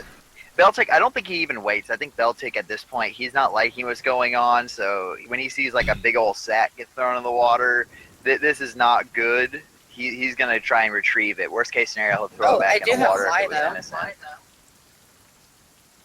How fast would fly allow him to move? 60 feet during the duration, a flying speed of 60 feet. Per round. Would I be able to also step of the wind with that to go ahead and take a dash action with that fly speed? Technically, yeah. Then yeah, if you cast it on me, Beltic will go ahead and use that. So then with a dash action and a step of the wind, Beltic can get 180 feet out there. Okay, Man, that so, guy can move. all right. So on the second round, you're about 360 feet away. So you see the sack go underwater, and you notice this man. He looks like he's in a trance, and he's just sitting there not doing anything. Beltic will worry about him later. If he's over the sack, he just flies into the water, activates his cap of water breathing, and tries to catch it and bring it up. All right, make me an athletics check. Yeah, we'll jump in a boat, start rowing. Definitely doing that. Yeah, Larry's Yeah. getting the boat. Yeah, Beltic's not very good at athletics. I will give you my inspiration point. Can you combine inspiration points? Because I can also give them one. I think you can only use one per. Yeah, it's only one at a time. Well, I know that you can cast one per creature, but I don't know if if two different people casting it would only be one. Well, no, I'm not giving him bardic inspiration. I'm giving him my inspiration point. Oh, Those two okay. function two different, very differently. Well, I'll give him bardic inspiration, and then you give him your inspiration point. You don't need. I mean, don't give him the bardic inspiration, because if you give him inspiration, that alone will do it. So yeah, Beltic feels inspired as he's like slamming his body into the water and just reaches for the sack. So you manage to grab the sack, and it feels like a small child is in it. Okay, this is too many small children dying in this place. First in the windmill, now here. Can Beltic in this action, like, can I use like a step of the wind, like fly myself out of the water? Or? Yeah, that'd be fine. Yeah, so Beltic will use that step of the wind just to propel himself up, and he's kind of flying in the air holding a sack, and he's like, he starts moving back towards the party. If I can reach them this round, I'll put the sack in there and be like, there's a child, and then get ready to fly my way towards that guy. Well, we've been rowing out, so you could probably put her in a rowboat. Yeah, that's Yeah. what I'm saying. If I can reach it this round, I'll deposit the child in the rowboat. If I can't, then I'm just flying my way towards the rowing out. I don't know how fast you guys are. I'm just picturing a chibi archangel from X-Men at this point carrying a burlap sack. Except this one's overly gaunt. Its skin doesn't quite sit right. I'm on the bow of the boat while Larry rows. Because yeah, I got can my move bow out. 6. I'm ready to fire. Yeah, I can move. I'm Actually, I hoping don't need to to the use boat. that step of the wind to get out. So I just use the dash action to get out, and I'm as much as I can. I'm probably like a good 55 feet or 50 feet closer to wherever you guys are. I don't know how fast you guys can row though. Hey, Ismark, or not Ismark, Gazal. Are you on the rowboat by chance? Yes. Okay, make me a knowledge arcana. Okay. You think that the guy on the boat looks to be under some sort of enchantment. Of course he is. And do you tell me that? Yeah, I would definitely make a underbreath comment like, this guy's entranced somehow. And Shut was your mouth Beltic as best you can. Was Beltic there to hear that? Because if not, I mean, Beltic's flying at you guys with like fury in his face. He's clearly looking to kill this guy if nobody says anything. But I don't know if I've even gotten over to you guys with the sack with the child in it. What's the guy doing now that he dropped the bag? He's just sitting there, DM said. I would say as you approach, I would tell you, bring him to shore for questioning. Beltic's flying up with the sack, kind of nodding, yelling, "There's a child in this." Definitely bring him to shore for questioning then. Although Beltic hasn't opened the sack, he doesn't know that for sure. But since he was told that it's child size, he's going with that assumption. And moving like a child apparently too. But yeah, the moment I get over to them, I go ahead and I drop the sack into their place, and I like go ahead and charge my way back over there. And if the guy, Yeah, I'll start helping Ella open the bag. Yeah, let Yeah. Ella do that. He's gonna want to. Inside, you see this this young child who has alabaster white skin, raven black hair. She definitely looks like she's Vistani. Does she appear to be awake or? Yeah, she's definitely like wide-eyed. She's bound and gagged with basically hemp rope. I'll carefully remove the bounds and gags. Yeah, once Beltic sees the child, anger swells in his face and he just starts flying at that guy. Ella's gonna shout to him, "Don't harm him. We need to find out what's going on, why he did this, and why he's charmed." As Beltic's flying away, he says, I won't kill him. That works. She says, "Thank you. Please don't. He did not mean to do this. What happened? He's the local drunk. His name's Bluto." Did you say Bluto? Bluto, yes. Yeah, definitely a drunk's name. Well, this isn't a typical action of a drunk. Do you know what reason he might have had for tying you up? He thought I was lucky. You know, being Vistani, we have this luck on our side. He goes out on the lake every day and tries to catch fish, and he hasn't caught any in a while. He the other day he acted differently, like not as a drunk, but as somebody under the spell or something. And you notice this child talks very adult-like, using very big words and, you know, very intricate vocabulary. Vocally mature for her age, basically. Very interesting. What would we guess her age at? She's human this time? She looks to be about 7. When Beltic gets over to Bluto, he wants to try and knock him out.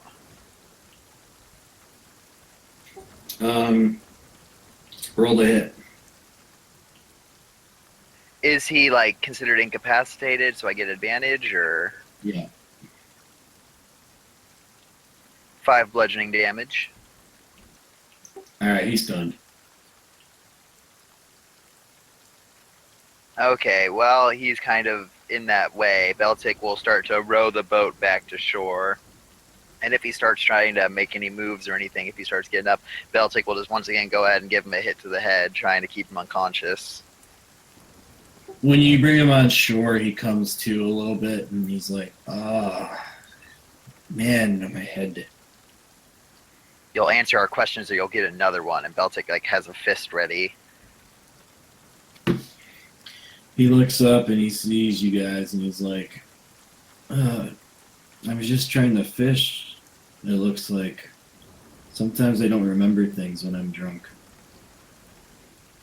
Well, you just tried to throw a child into the lake, so you have some questions to answer. He looks appalled when you say that.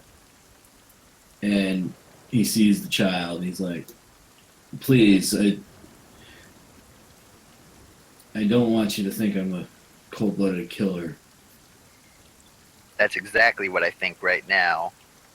Convince us you're not. He looks over and he's like, points at the bottles on the shore. So you're a drunken, cold-blooded killer. You're not making a very good case for yourself.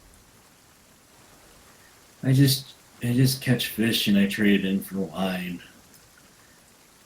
I found her outside of the Vistani camp, southwest of town. I've heard rumors that they bring good luck. So that makes it okay to kill her? I was going to say, what are you trying to do? Sacrifice it to a water weird? No, not to the water weird. To the young boy who drowned in this lake. That gets a wide-eyed, eyebrow-raised expression. Well, it sounds like he was more competent than you led me to believe. And he looks at Ella and he looks at Gazalt and he says, "You'll be joining the boys soon." And he kind of grabs the guy by his scruff and he's moving him towards the lake. Please, no. He's gonna be upset. Who's going to be Upset? upset? That's a good If, question. yeah, if no one stops Beltic, he's going to start drowning this guy. Najos. No. Who? Who's Najo? And I'm going to tell Beltic to stop so that we can finish talking to this guy. Beltic throws him to the ground and says, "Ask your questions and hurry. He has a date with this young boy." Beltic doesn't quite realize the phrasing was very poor in that.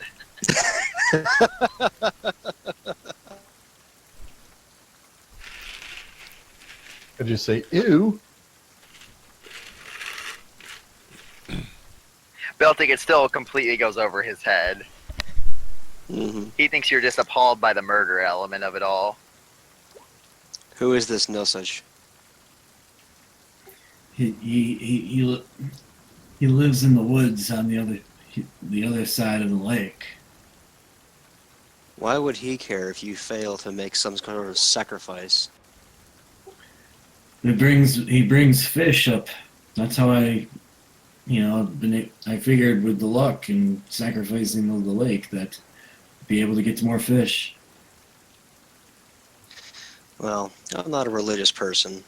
Are you the only person that fishes in this lake? As of recently, yes. Well, maybe if we have you as a sacrifice, then whoever comes after you will have better chances than you did. Beltic smiles at that and grabs him by his scruff again and starts moving him back towards the lake. Can we put him in the sack? Beltic's like, Gazelt actually Celtic. smiles at that idea. Beltic says he'd prefer to hold him under. Ismark speaks up. He's like, I don't agree with what you guys are doing. He attempted to murder a child. This is what he deserves. Why don't we bring him into town and let the law take care of it? I like Yeah, that. remember the last time we didn't do that? Remember how that turned out? Their laws can't be trusted. On their stand, I admitted to murder. I said I did it for bad reasons, and they still let me go. What kind of punishment will he receive? None, I suspect. No offense, Ismark, but this is not a good man. He tried to kill someone, and we don't exactly find the government of Valaki to be trustworthy at the time. At the moment, justice must be meted out. Well, no. What he says is fair. If he becomes a citizen of Barovia, he will be under Ismark's control, for he is the Burgomaster. So what would you have us do then, Burgomaster? Out of character, I love the political move right there. It's awesome. Beltic's willing to listen to Ismark. He sees him as, he is the Burgomaster of Barovia, so if Ismark agrees to take him into Barovia, Ismark is in charge of him at that point, so Beltic's willing to listen, although he'd rather deal with this guy since he sees him as evil, but he's willing to listen at this point. I would recommend we bring him into the jurisdiction of Valaki. I have no say in. It's definitely outside of my realm. That's why I'm saying we bring him back to your realm and he's now your citizen. What would you like to be done with him at that point? If we're bringing him back to Valaki, then we can expect no punishment for him. He will only do this again. And he looks to the young girl and he says, would you sacrifice her life? For at this point, we're choosing one or the other. We're not preventing him from doing this again by bringing him to Valaki. At best, they'll banish him, and then what? He'll go back to the Valaki. He'll go back to the Vistani camp and pick out another child. Why don't we take him to the Vistani camp? That works for me. That is an excellent idea. What say you, Ismark? Can we bring him to the Vistani? He committed a crime against them, not against the Valakians. I feel that is fair. All right, then let's make all haste. Put him in Let's the use- sack first. Or at the very least, use the rope on him. Gets the sack completely away from the girl. Okay.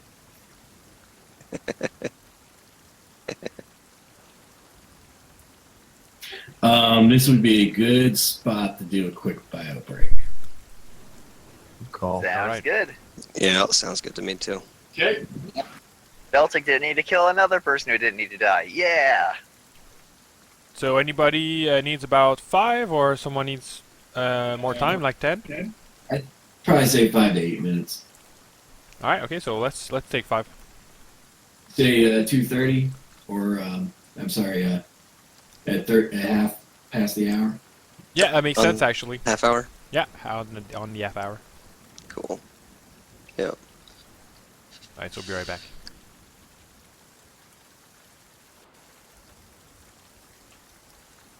Right back. Good to see you back.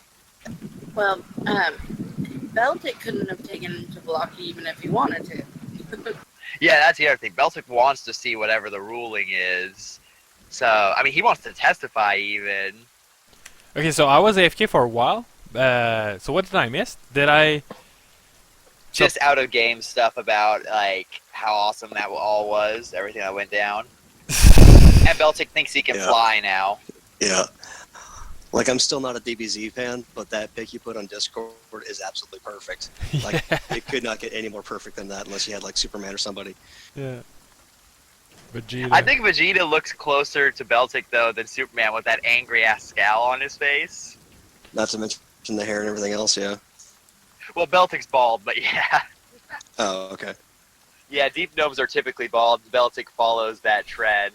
That's why I kind of wish, like, I had a sorcerer deep gnome who rolled on the chart that you go bald. So then Beltic does nothing happens, just like, oh, okay, I felt something weird, but I don't know what's going on. Oh well.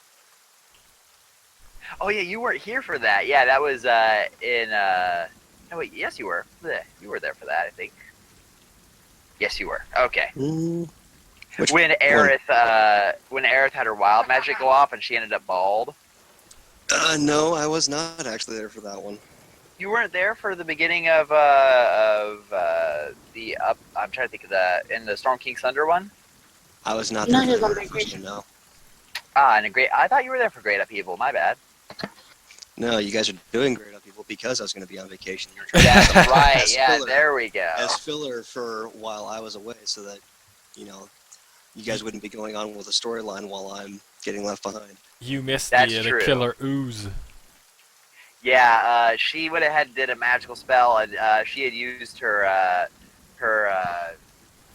the chaos one before to give herself advantage. So I had her roll, and she ended up bald from that. And then later on, the ooze attacked her, and its special ability is if it hits, which it did, you lose -1 to your armor. If your armor's value goes down to 0, then it destroys that clothing.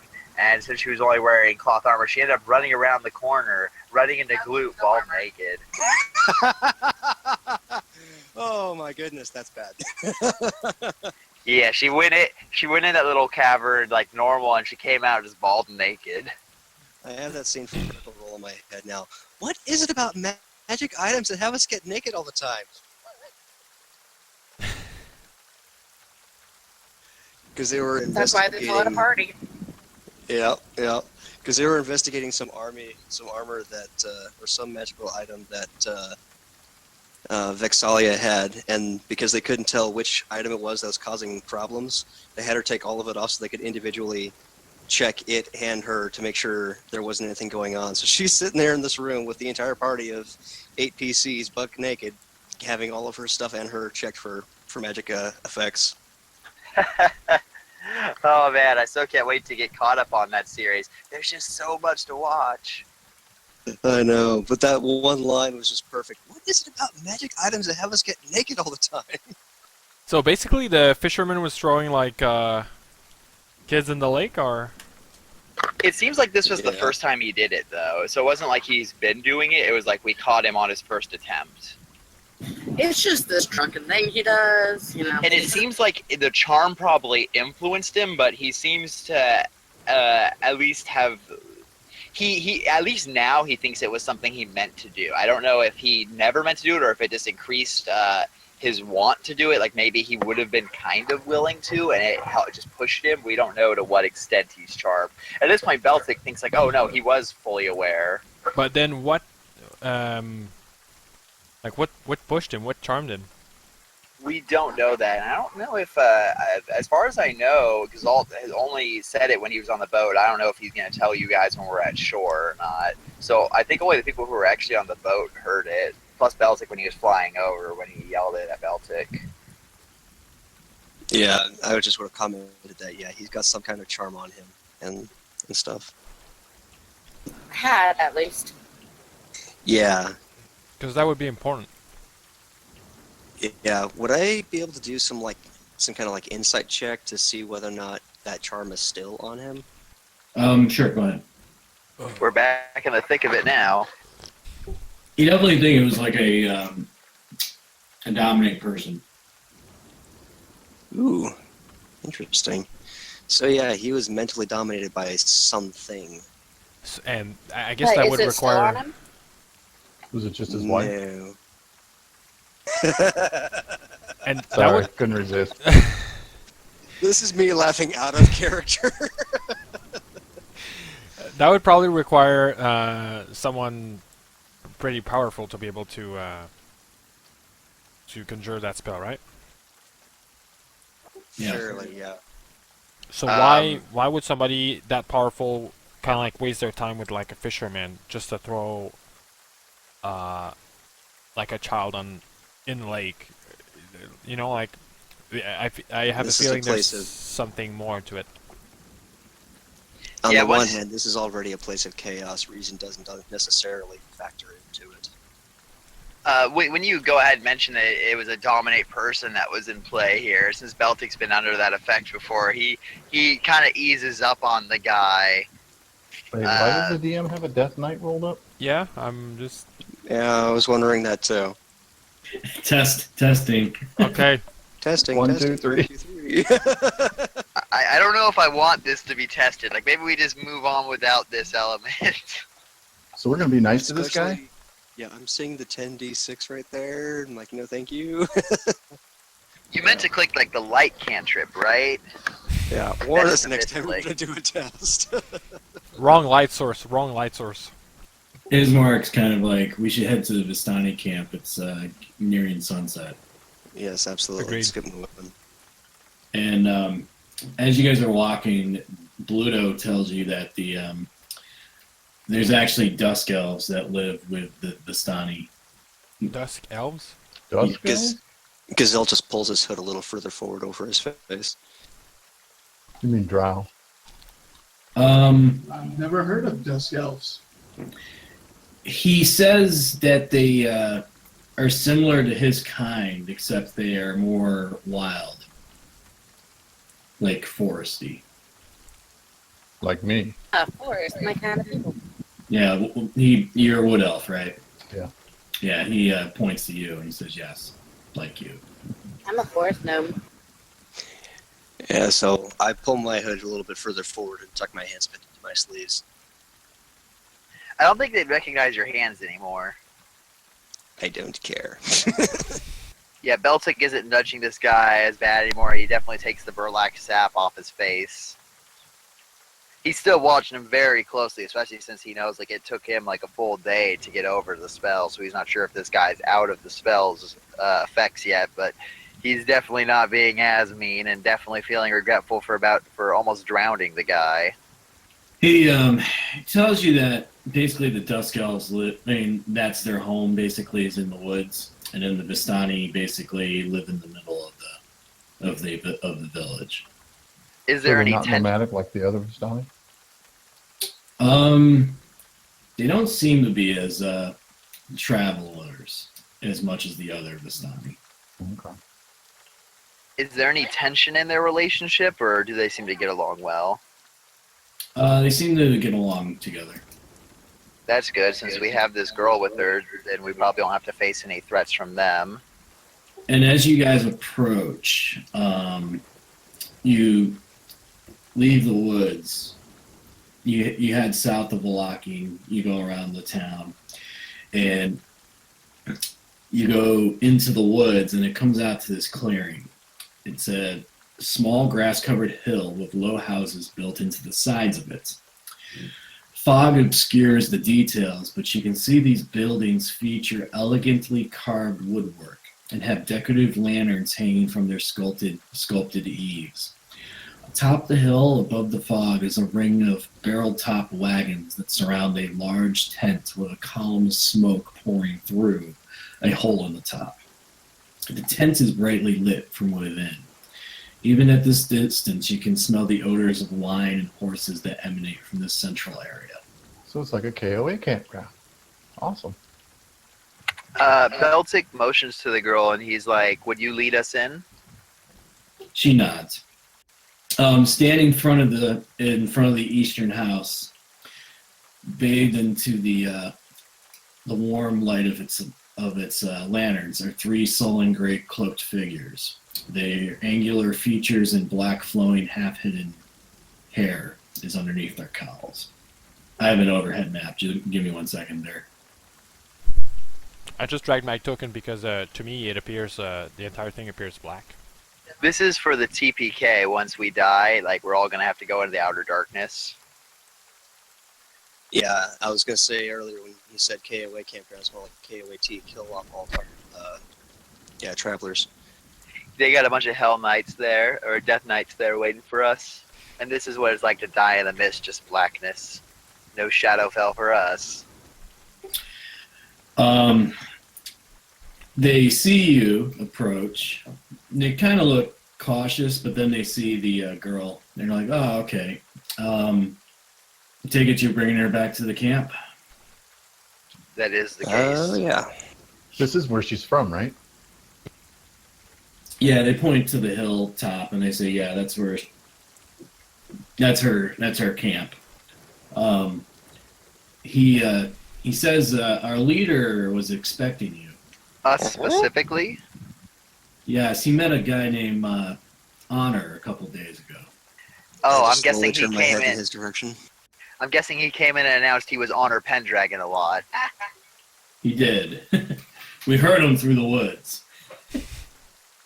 Telling the animals as he went, "I'm Honor Pendragon." Stealthy motherfucker, that one.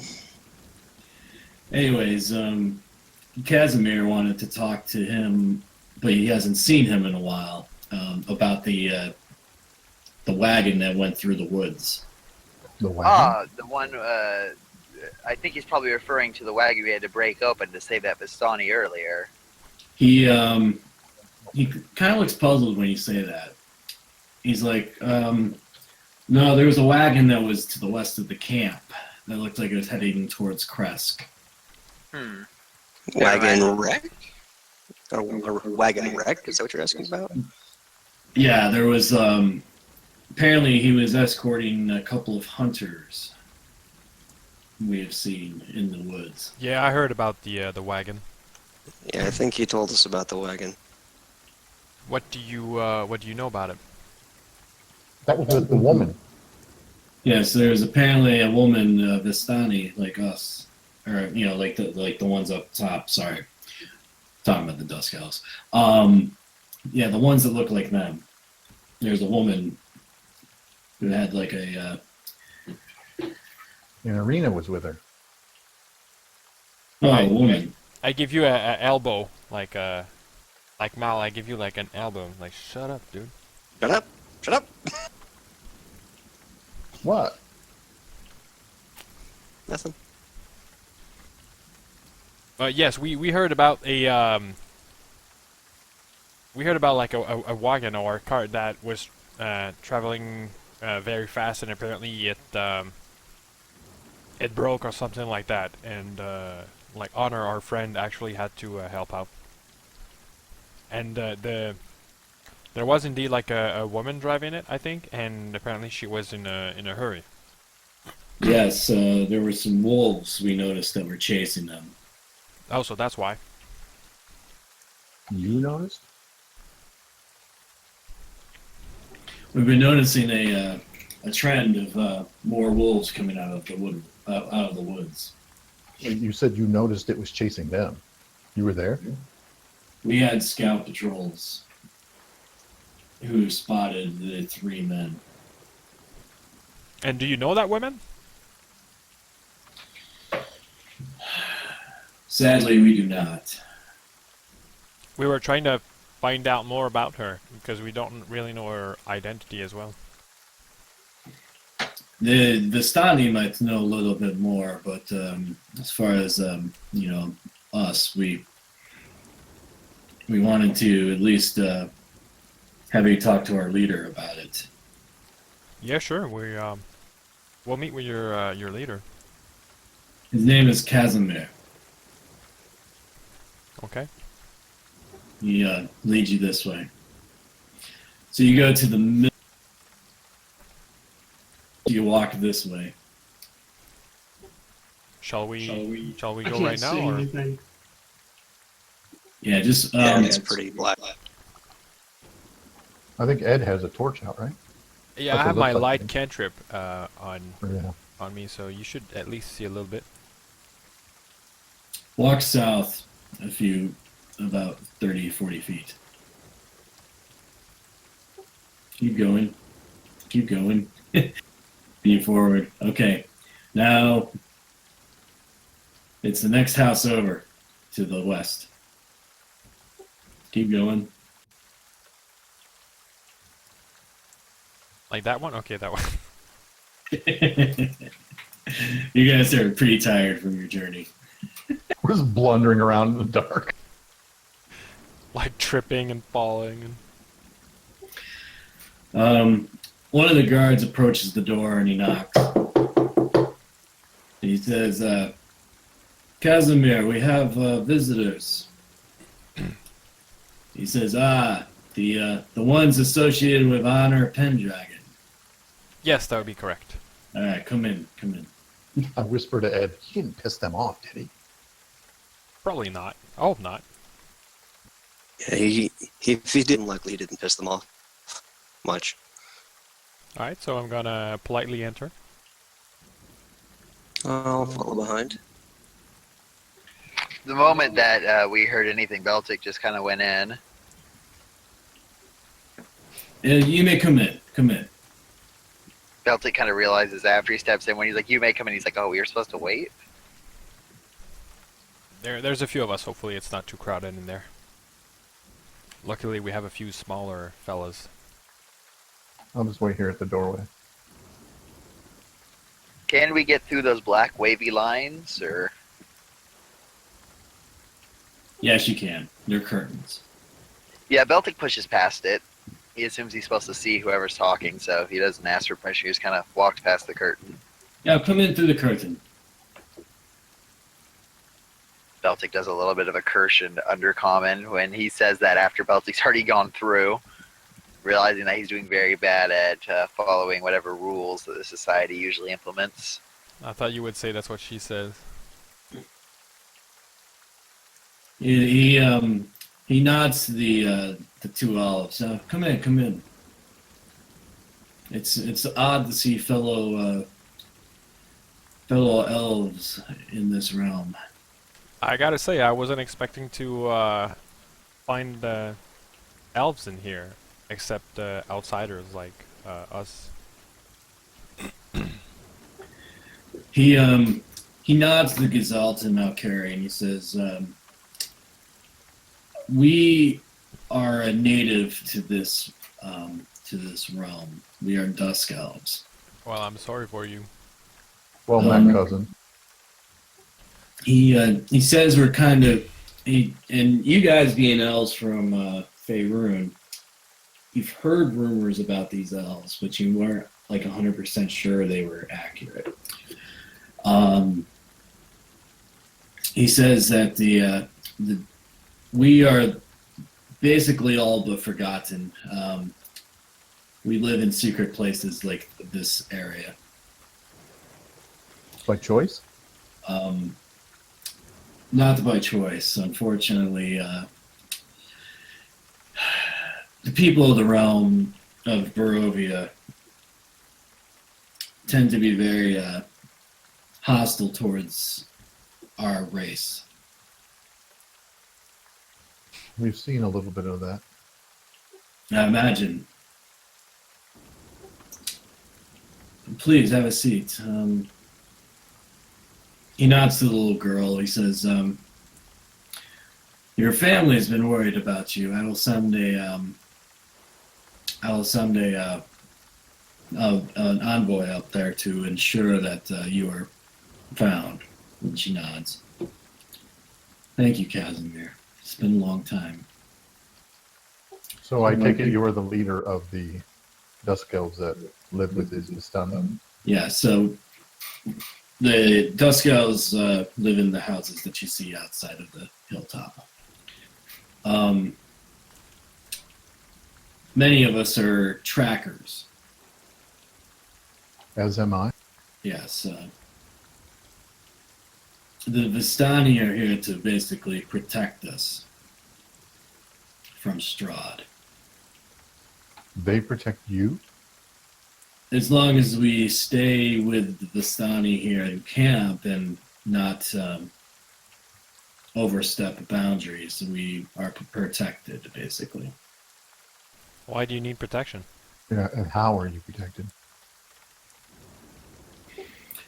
The Vistani have ways of avoiding the mist and avoiding the dark powers, so to speak. And by living with them and working with them, we avoid a lot of issues. So some of our previous discussions with them now make a lot more sense. And what did they get in exchange? That I don't know, but as you notice, there are no women or children among us. Strahd had them all put to death about 4 centuries ago. A gasp. I had a sister named Patrina. She was meant to be Strahd's wife. And There are no children? no children. But you seem young and virile. Why are there no children? There are women here, correct? No, they've all been put to death, he said. All women? Correct. Yes, and children. He's effectively exterminated you all. My sister has been haunting my dreams as of late, and he kind of sits near the fireplace and he stares off into the distance through the fireplace. He says that I've been burdened by some dreams sent to me by Patrina. Her spirit has languished in the catacombs beneath Castle Ravenloft for centuries. I feel like she has repented for her many sins, and part of the reason why we have been persecuted and punished is because of that. I wish Because to break. I wish of her to sins or her repentance? her repentance. I would like to free her, but also restore her to life. So what has she done? Like, what are her sins that you speak about? He frowns and kind of pulls out a bottle of very fancy champagne from the vineyard to the west.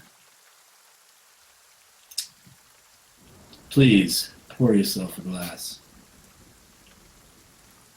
Beltic is very hesitant considering the last time he took food from a stranger. I'll do it. I'll get a glass politely. Although I'll try to like subtly smell it, just make sure I don't detect anything funky. Seems to be very very well made in terms of the age of the champagne. Right, I'll So you give it. think that your sister could be resurrected? He Do you have one in this group with that kind of power? And if she can be resurrected, why would you not resurrect other women? And children, for that matter. he says, she broke his heart. Whose heart? Strahd. Yes. And this was the punishment. But after 4 centuries, do you still think it's possible to raise her? To the south of this realm, in the mountains, there is Solenka Pass. 400 years is not. He basically grabs a map and points it out to you. It up in the mountains of Barovia. Listening. Yeah, I'm waiting for the map to load. So there's mountains to the south also. Yes, Mount Gacus, which is off of the Solenka Pass, is a temple, a long-lost temple, known as the Amber Temple. Apparently, there is rumors that the secret to breaking Strahd's pact and freeing Barovia from its curse might be hidden there. And it also could be a place where I can bring Patrina back from the dead. Beltic kind of inches in, hearing break the pact of this land to Strahd. Kind of looks at the party seat, trying to gauge a reaction from them. I'm silently taking all of this in, just very silently, very aloof, almost distrusting, actually very distrusting of the Dusk Elves. I'd like to roll insight to see how much of this I believe. Or if there's Alright. any underlying. You may. Alright. Clueless. Yeah, I don't trust a damn thing he says. So I have an abject look of horror on my face. I can't imagine living life like this as an elf. Yes, it's this is what we've dealt with the last 4 centuries. So, in order to resurrect your sister, I guess you would need the remains? Not necessarily. So you think that the powers inside the Amber Temple are such that you'd be able to raise her with, after 4 centuries, even without the body? Then this place must hold great power. That's what I've heard. That part definitely has Gazelle's interest. I heard from who? Tales of the Vistani and the campsite that is here have told me about this. I've also heard it from another Vistani. She refers to herself as Madame Eva. We met her. And it must be true. Speaking of which, we are looking for a few items, locations that we believe could be key in being able to face Strahd. And I kind of go over like the Taroka deck and explain to him like a little bit of like the riddles and what we could be looking for, and I want to ask him if he thinks he could contribute some of the knowledge toward that. He sits back and he thinks about it for a while. I feel like power is near, but I'm not sure where. He refers to some of the readings. Okay. And when you say near, what does that exactly mean? Are we talking within the camp, within a mile? I don't have a distance to give you. Okay. I wish I could. And how long do you think it would take us to travel up the pass to the holy site?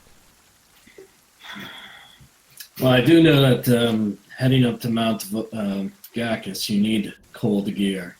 It's very cold. If you dress in the clothes that you have now, you'd be frozen within hours. Okay. Where can we get clothes like that? If we were to help you.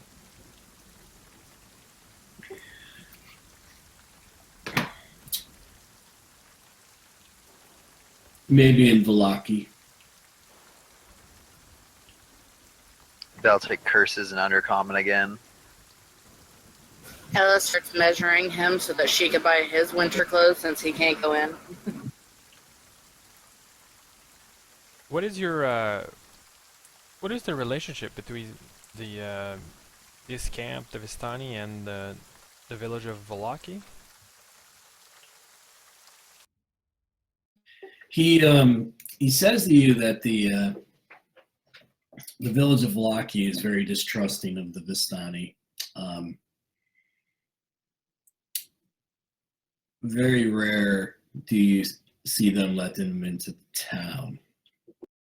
So you guys don't have a lot of dealings with the villagers, right? Not in particular. Do Not they to us, at sometimes least. come here? You know, the Vistani always interact with us here. I mean, do the villagers sometimes come here to interact with the Vistani? Yeah, some of us will interact with them from time to time to assist them with tracking and with hunting and things like that. I mean, the fact that your trackers could become handy, since I think we'll need to track maybe a few person of interest or items along the quest to assemble or to actually solve all like these riddles. At first I didn't pay much attention to them, but now I'm thinking that they might play a role a little bit more important than I thought at first. And speaking of which, maybe we should take time to really study everything that was said and try to put them in perspective now that we've traveled a little bit here and there. That sounds like a good idea, but first we should figure out all the goings on where we are. Agree. After all, there's still the matter of the junk to attend to and what's to be done. That's right. He also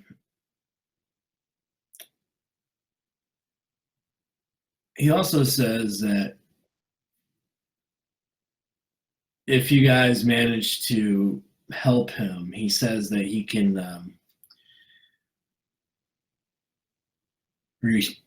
head to the catacombs to restore the flesh and blood upon getting the powers from the temple. Will you come with us to the temple? Potentially, yes. That's something for us to keep in mind then. Right. Say that again. If we bring you to the temple, We can see if there's anything that can help us restore Petrina to life. Oh, so you don't know for a fact that there is something? We've studied the temple for months. We feel like the power source is very strong, especially with the fact that there's a lot of danger out there. What kind of danger? Besides the elements, that temple has been something that has been locked for years, maybe centuries.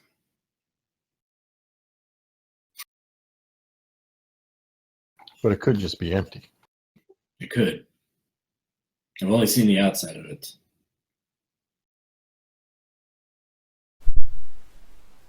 Do you think it'd be able to raise more than just your sister? Maybe some of the other women and children who were killed? Possibly. And do you want to raise your sister because you want to repopulate, or? Well, it would help. Definitely be a first step.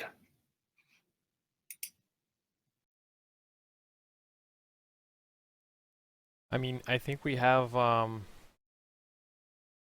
few things to take care in the next few days, but and then I look at the rest of the party, and I think we probably should be able to help you with finding the temple and trying to restore its power to bring back your sister in the maybe upcoming weeks. Yeah, I agree. And we can look in this temple for other ways to help us against the devil. Well, if it'll break his connection to this land, that should weaken him in some capacity, I would imagine. Yes. At a very minimum, it should make it more difficult for him to travel around and catch us if he tries. Plus, maybe we'll be able to leave this horrid place. Although I still intend to kill the devil, it would be nice to be able to leave and come back with reinforcements if we were to so choose. It's true. All right. Yeah, I guess we accept to help you. It's just it'll have to wait a little bit. We have right now at this time we have like other priorities, but I'd be very interested to help you with that. He nods and appreciate it. Now, however, I think right now we have a matter of A Vistani trial to attend. yeah. He nods. And with that, Beltic would like to start heading towards the kind of center of the village where the Vistani are. So I gotta chug the rest of the champagne, and I'm going to thank him, and then I'm going to politely leave. Ditto. He definitely thanks you all. The Vistani are expecting you because of the girl, of course. Cool. Beltic would like to lead the way on this one. No. Celtic needs to be not leading our way. Well, unless you guys push past him, Beltic's planning on it. Planning on what? On leading the way. Leading the way where? Up to the center of the camp where the Vistani are. So, Ella, you need to speak for us. Okay. So I'll leave then. Pushes Beltic out of the way. Get out of here. You don't know what you're doing. Well, smelly and burnt up isn't the way to greet our party, our friends. Very true. Yeah, I'm soaking wet now. I probably smell a bit better. Or like wet dog. Not from here. So gross. All right, so make your way north, and that's where the camp will be. As you approach the outside of the camp, We lost Ella. No, she's right behind me. Oh, I don't see her. Oh, there she is. Hello.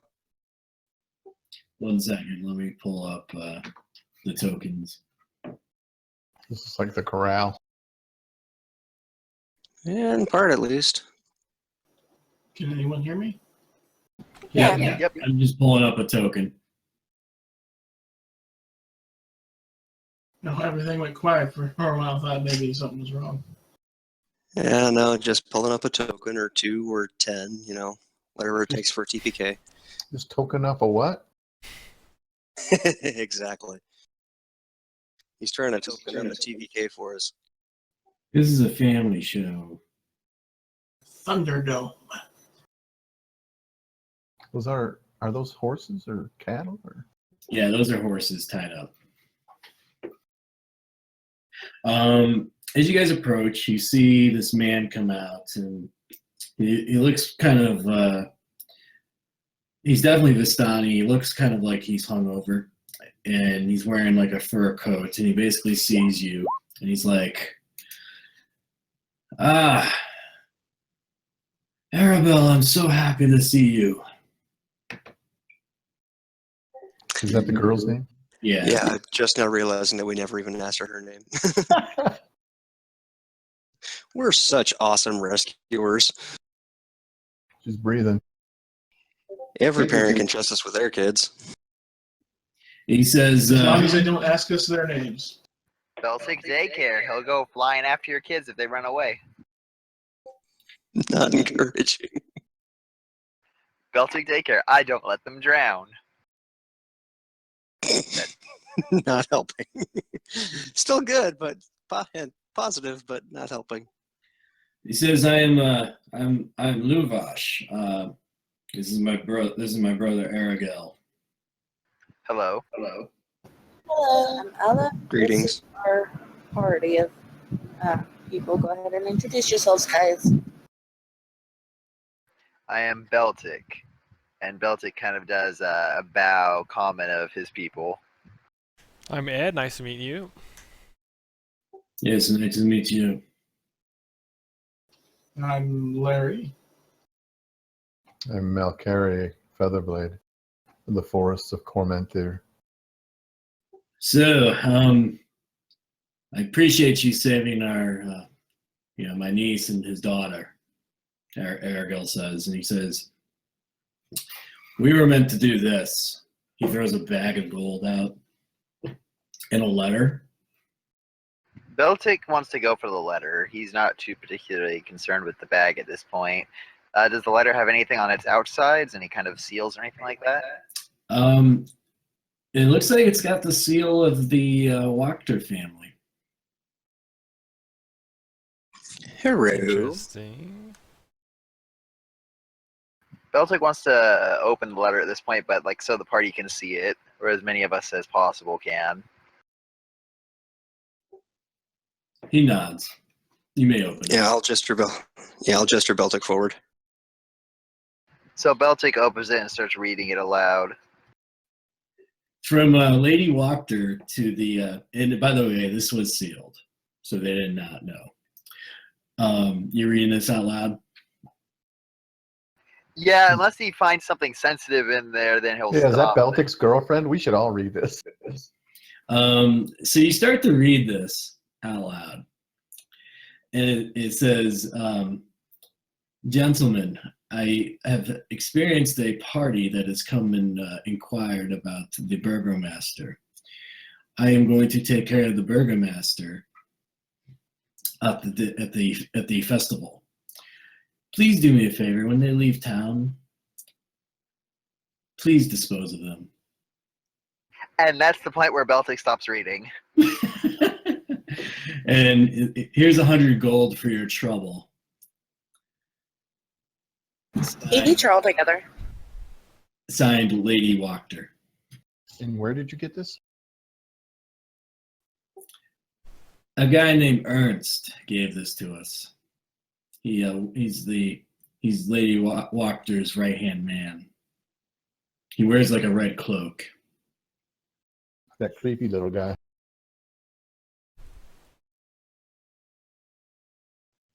That's a little C-word. I Crap. feel like we should go in there and clean out that den of vipers. Or just not go back. So, it seems that you were contracted to assassinate us, and yet here you are handing over the payout to us. Is that because of saving your daughter, I would assume? Well, this is news to us. You just read the letter to us. Mm-hmm. So why did you give it to us? Since you have rescued our daughter and my niece, we feel it's pretty good that we don't do this activity. Irregardless of what it said. Okay. Yes. We will not accept this payment. As a matter of fact, could you do us a favor and bring it back to them? Oh yes, we can most With definitely return this. pleasure. You should have told him it said to give us horses. Well, Beltic, did you finish reading the letter? Is that in the bottom of it somewhere? Beltic will go ahead and read the rest of it aloud if there was anything, but I think that was it. And at this point, Beltic inquires what if they've made any decisions as to what to do with the man who threw her into the river or not.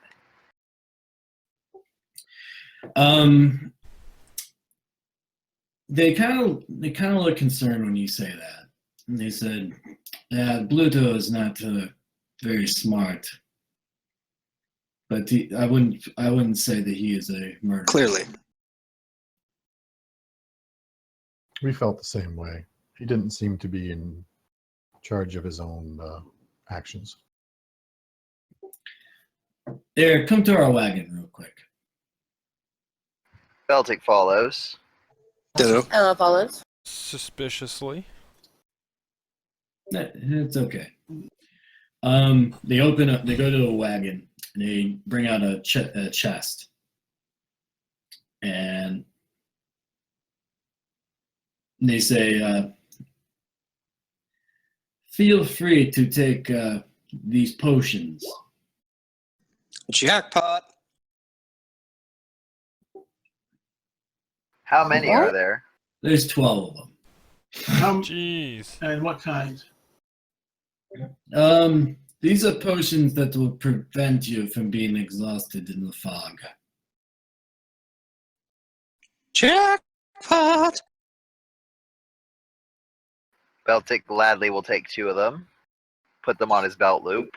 So they're not going to make Beltic smell better? He also gives you a potion of poison. This may be useful against Lady Wagner. Feel free to take it. You guys have done wonders for us, rescuing our precious little Arabelle. Thank you. That's very generous of you. If I may, are you using all of your horses? We are. Perhaps you'd be willing to trade some of these potions that you've given us for some horses. Or you'd be willing to sell the horses, perhaps. Or even grant us some on loan for saving your daughter. Let's not to get too greedy. Just throwing it out there. No, we're willing to pay. Loan.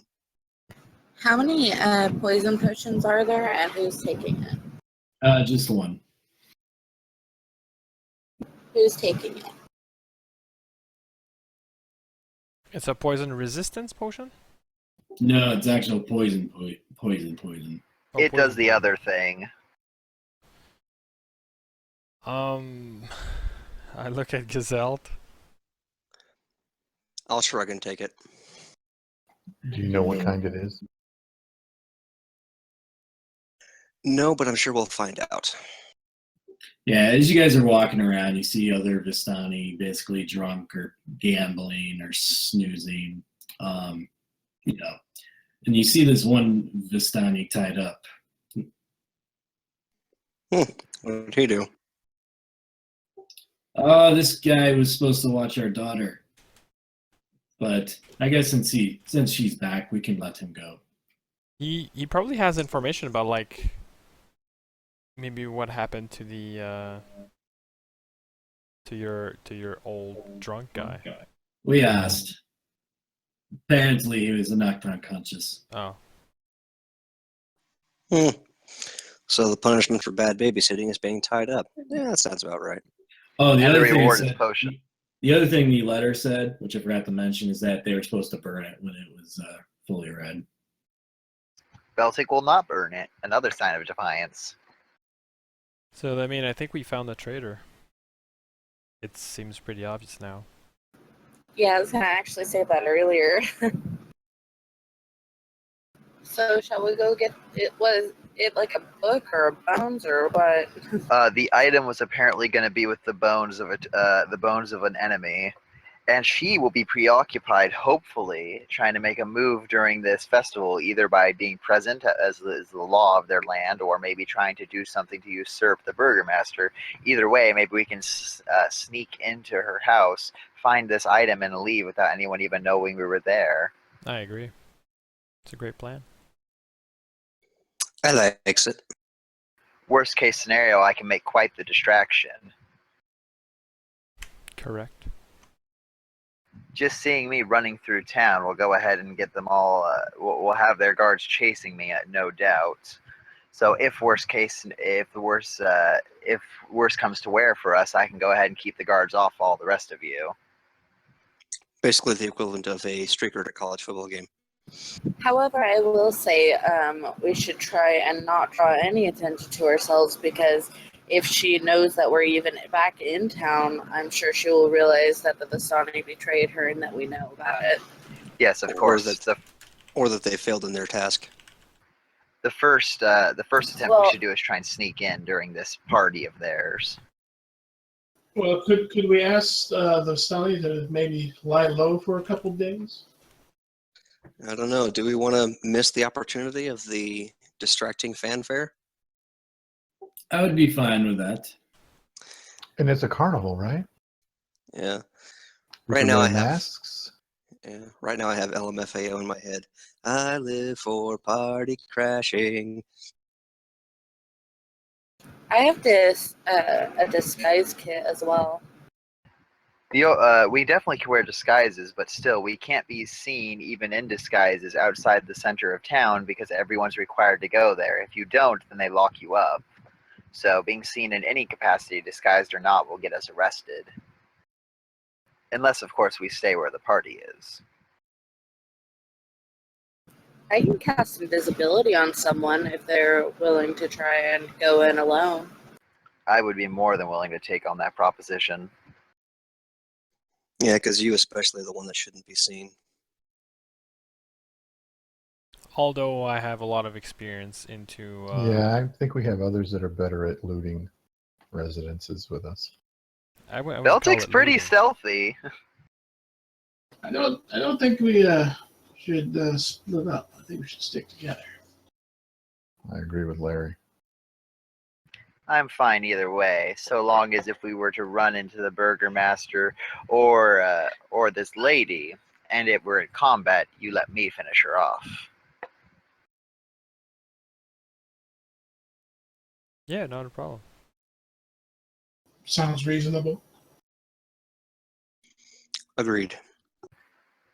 And this is all good by me. That will allow me to settle scores if this opportunity arises.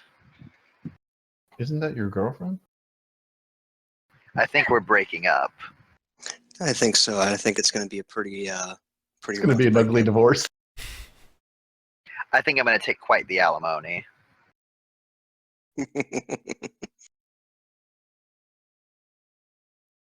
Alright then, I guess, would you two kind sir, allow us to make camp and, stay the night here? Absolutely. Of course. That's very kind and very appreciated.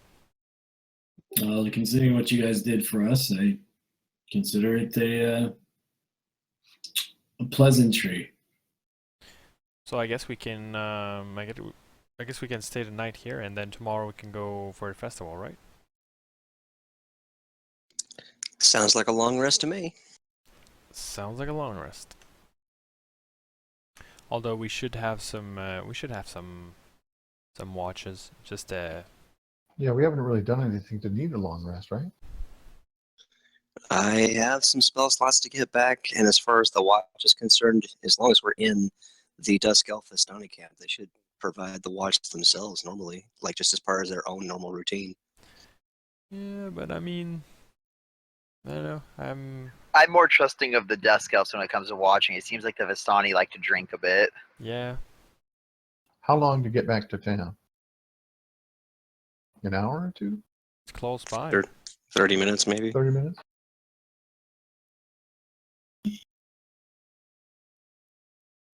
It would be nice to be moving around, not during daylight, maybe. Maybe Why? very early morning, Well, maybe daylight might be the best time for us to go. under the chaos. Or do we want to yeah. go for or do we want to go for a night raid? Ooh, I like People this. won't be able to see us, but then also we won't have everyone in the convenient center of town. Not to mention the gates will be closed, so we'll have to circumvent that somehow. But we're just putting the smackdown on her, right? Well, we may be able to avoid fighting altogether if we sneak in during their party. That's kind of what I'm thinking too. Her house is on the edge of the village. We can probably sneak in. Yeah, if everybody's focused on the center. Even if we were allowed, we'd still probably make it in without much detection. It seems like even the guards are at the center of the town, from how they Does describe anybody- this Right. party. Does anybody have silence? I believe the Gazelle does. Is that like a cone? Double like a bubble checking. or something? No. It's a No, 30-foot area. So you could cast it on yourself, and we could run through and be silent. Except that I don't have that one, actually. I'm just thinking some of us are wearing armor, and that's gonna make noise. Yeah, I redid my entire spell list, partly because of leveling up, partly because of reflecting the personality changes that I took. Although I don't think I ever actually had silence on my list. I believe someone picked it because I was going to pick it as well, especially because I had to like fix my spells around. But I specifically removed that one because I thought someone else already had it. Had just chose it when they leveled up. Could have been Salmon, I guess. Of course. Probably. It's okay. There's other ways. Like, Even if we make some noise, we'll probably get in rather undetected if all of them are in the center of town and we're going into the edge. Well, we have to come through a gate. You can't scale the wall, right? we can probably. Well, some of us can't. Yeah. Well. Yeah. I can probably get to the top and drop you all a line. That's assuming some of us even have the strength to climb up the line. Which I'm pretty sure I don't. I don't. We all got packs with ropes with them, don't we? And then whether or not we have the equipment to climb the wall with a rope doesn't necessarily mean we have the strength to climb the rope. I mean, how can you not have the strength to climb a rope? When's the last time you tried climbing a rope in real life? It takes above average strength to do that. Ed kind of squeeze your bicep. What bicep? There's a trick to it. Here, I can show you. I mean, if you can't climb a rope, then yeah, that's a setback. I don't know mean, if you guys anyone. could haul me up. I don't know if anyone's going to be at the gates then tomorrow with the festivities. I don't know if they'll be letting people in. Everyone may have to be at the center of town, including the people who would normally open the gates. So we may not have another option but to find a way over them. I don't know if we'll have the luxury of being allowed in, even if we're not banned from these places. Well, there's also the fact that the gates themselves might actually be easier to climb up.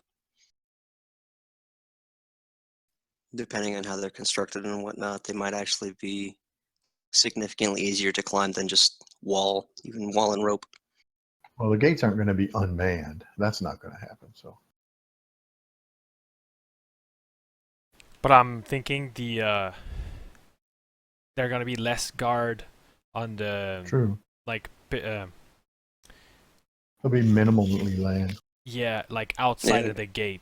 So Yeah, 1 or 2 guards as opposed to 4 or 6 or however many. Or we could all dress up like a carnival troupe and come flying through there like we're late. well, actually, what we could do is I know me and Baltic can climb up the wall pretty easily, and then we could try to knock the guards out and maybe open the gate for you. The north gate, that is. The guards are weaklings. That would be easy.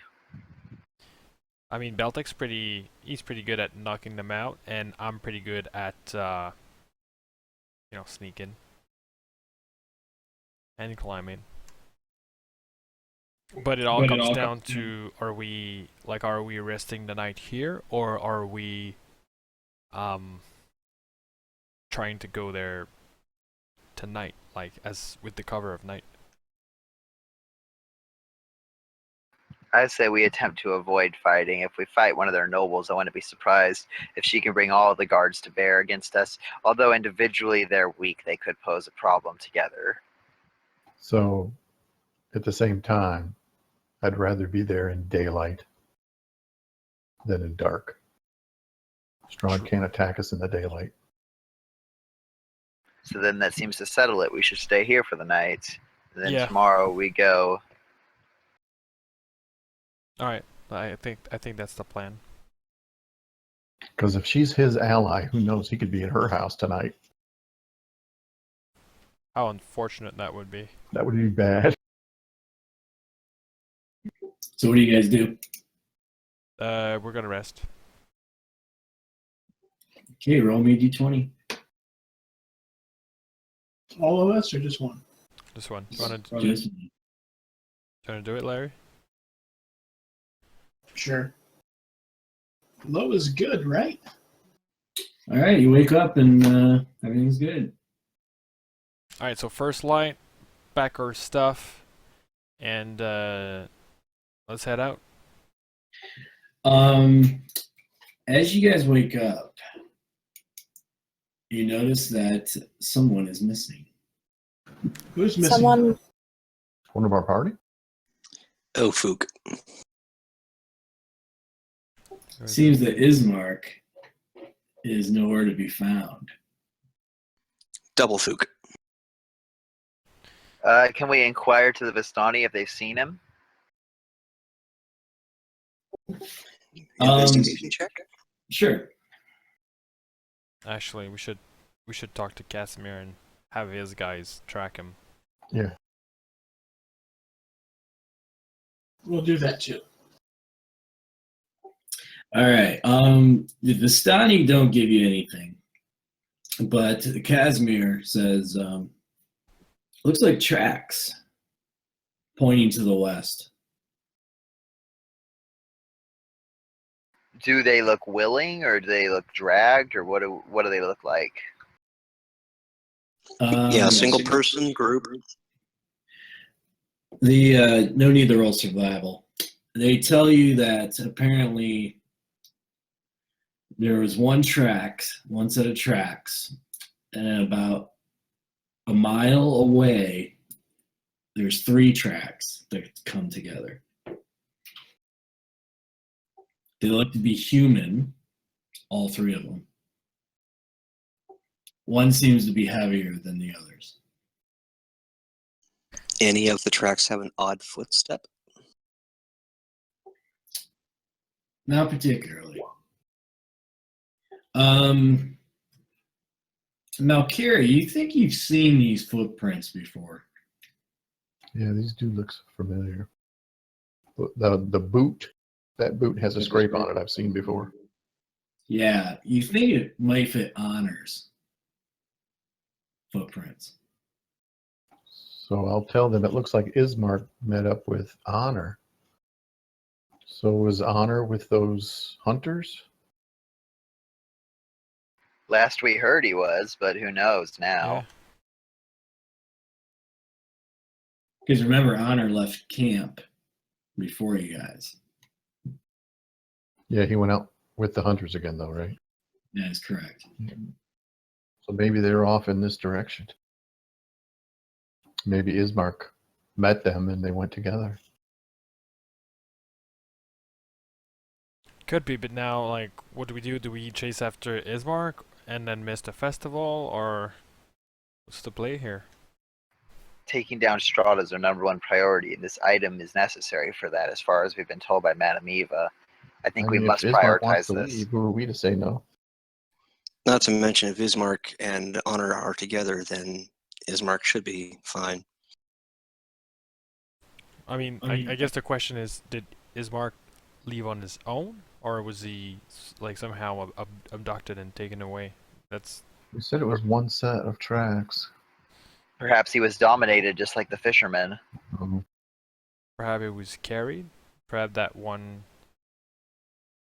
set of tracks is actually that person carrying Ismark, like an unconscious Ismark. And you see a letter on the ground. now you see a letter. Then that could settle it. We're so oblivious. Yeah. Immediately what's this? thinking horrible things happened, and it's just like, oh look, hey, there's a letter. We always assume the worst. Beltic goes to read it, Yep. and it says to be continued. Nice. That foreshadowing motherfucker. All right.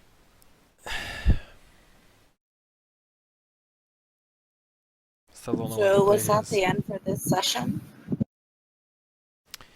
I assume so. Yep. Yeah, I think that was a Deus Ex Machina segue to the end.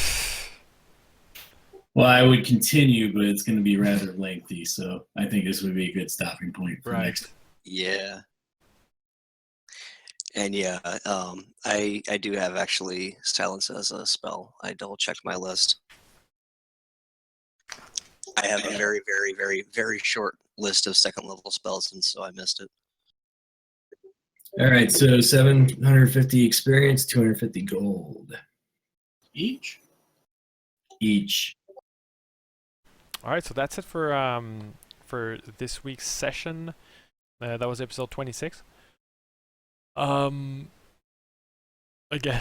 I think I predicted it. Like we started with one thing in mind, ended up being something completely different. Now I feel like we have like a ton of things to do, and I don't know where to get started. But good thing is there's a lot of things going on, and I guess we're gonna have to tackle like one by one, and just kind of like pick one and see where that leads us. That and so that means it's gonna be to be continued next week. So same time as usual. And yeah, I think next week we're going to have pretty much a full party. So I mean, having a paladin in the group never hurts when you're in Barovia slash Ravenloft. So if we're able to have Honor with us, then it should be great. We'll have to see because his situation is he has a newborn, so he and his wife have a baby, so it's always tricky. So we'll see. Hopefully he can make it to next week's session. We'll know during the week, and we're probably gonna have the final update, kind of like nearing the next Sunday's session. So we'll keep you guys posted. Usually, I try to do a head count at the beginning of the session. So yeah, overall like a good session. I think it was fun. Tons of like arguing, trying to come up with a plan. I kind of enjoy when we do that, because we're trying to figure out like a kind of like a huge mystery, and you have people kind of like pulling on their side of the blanket, and it's I think it makes things interesting. So take care. We'll have a good week, and then we'll see you next Sunday. Bye, guys.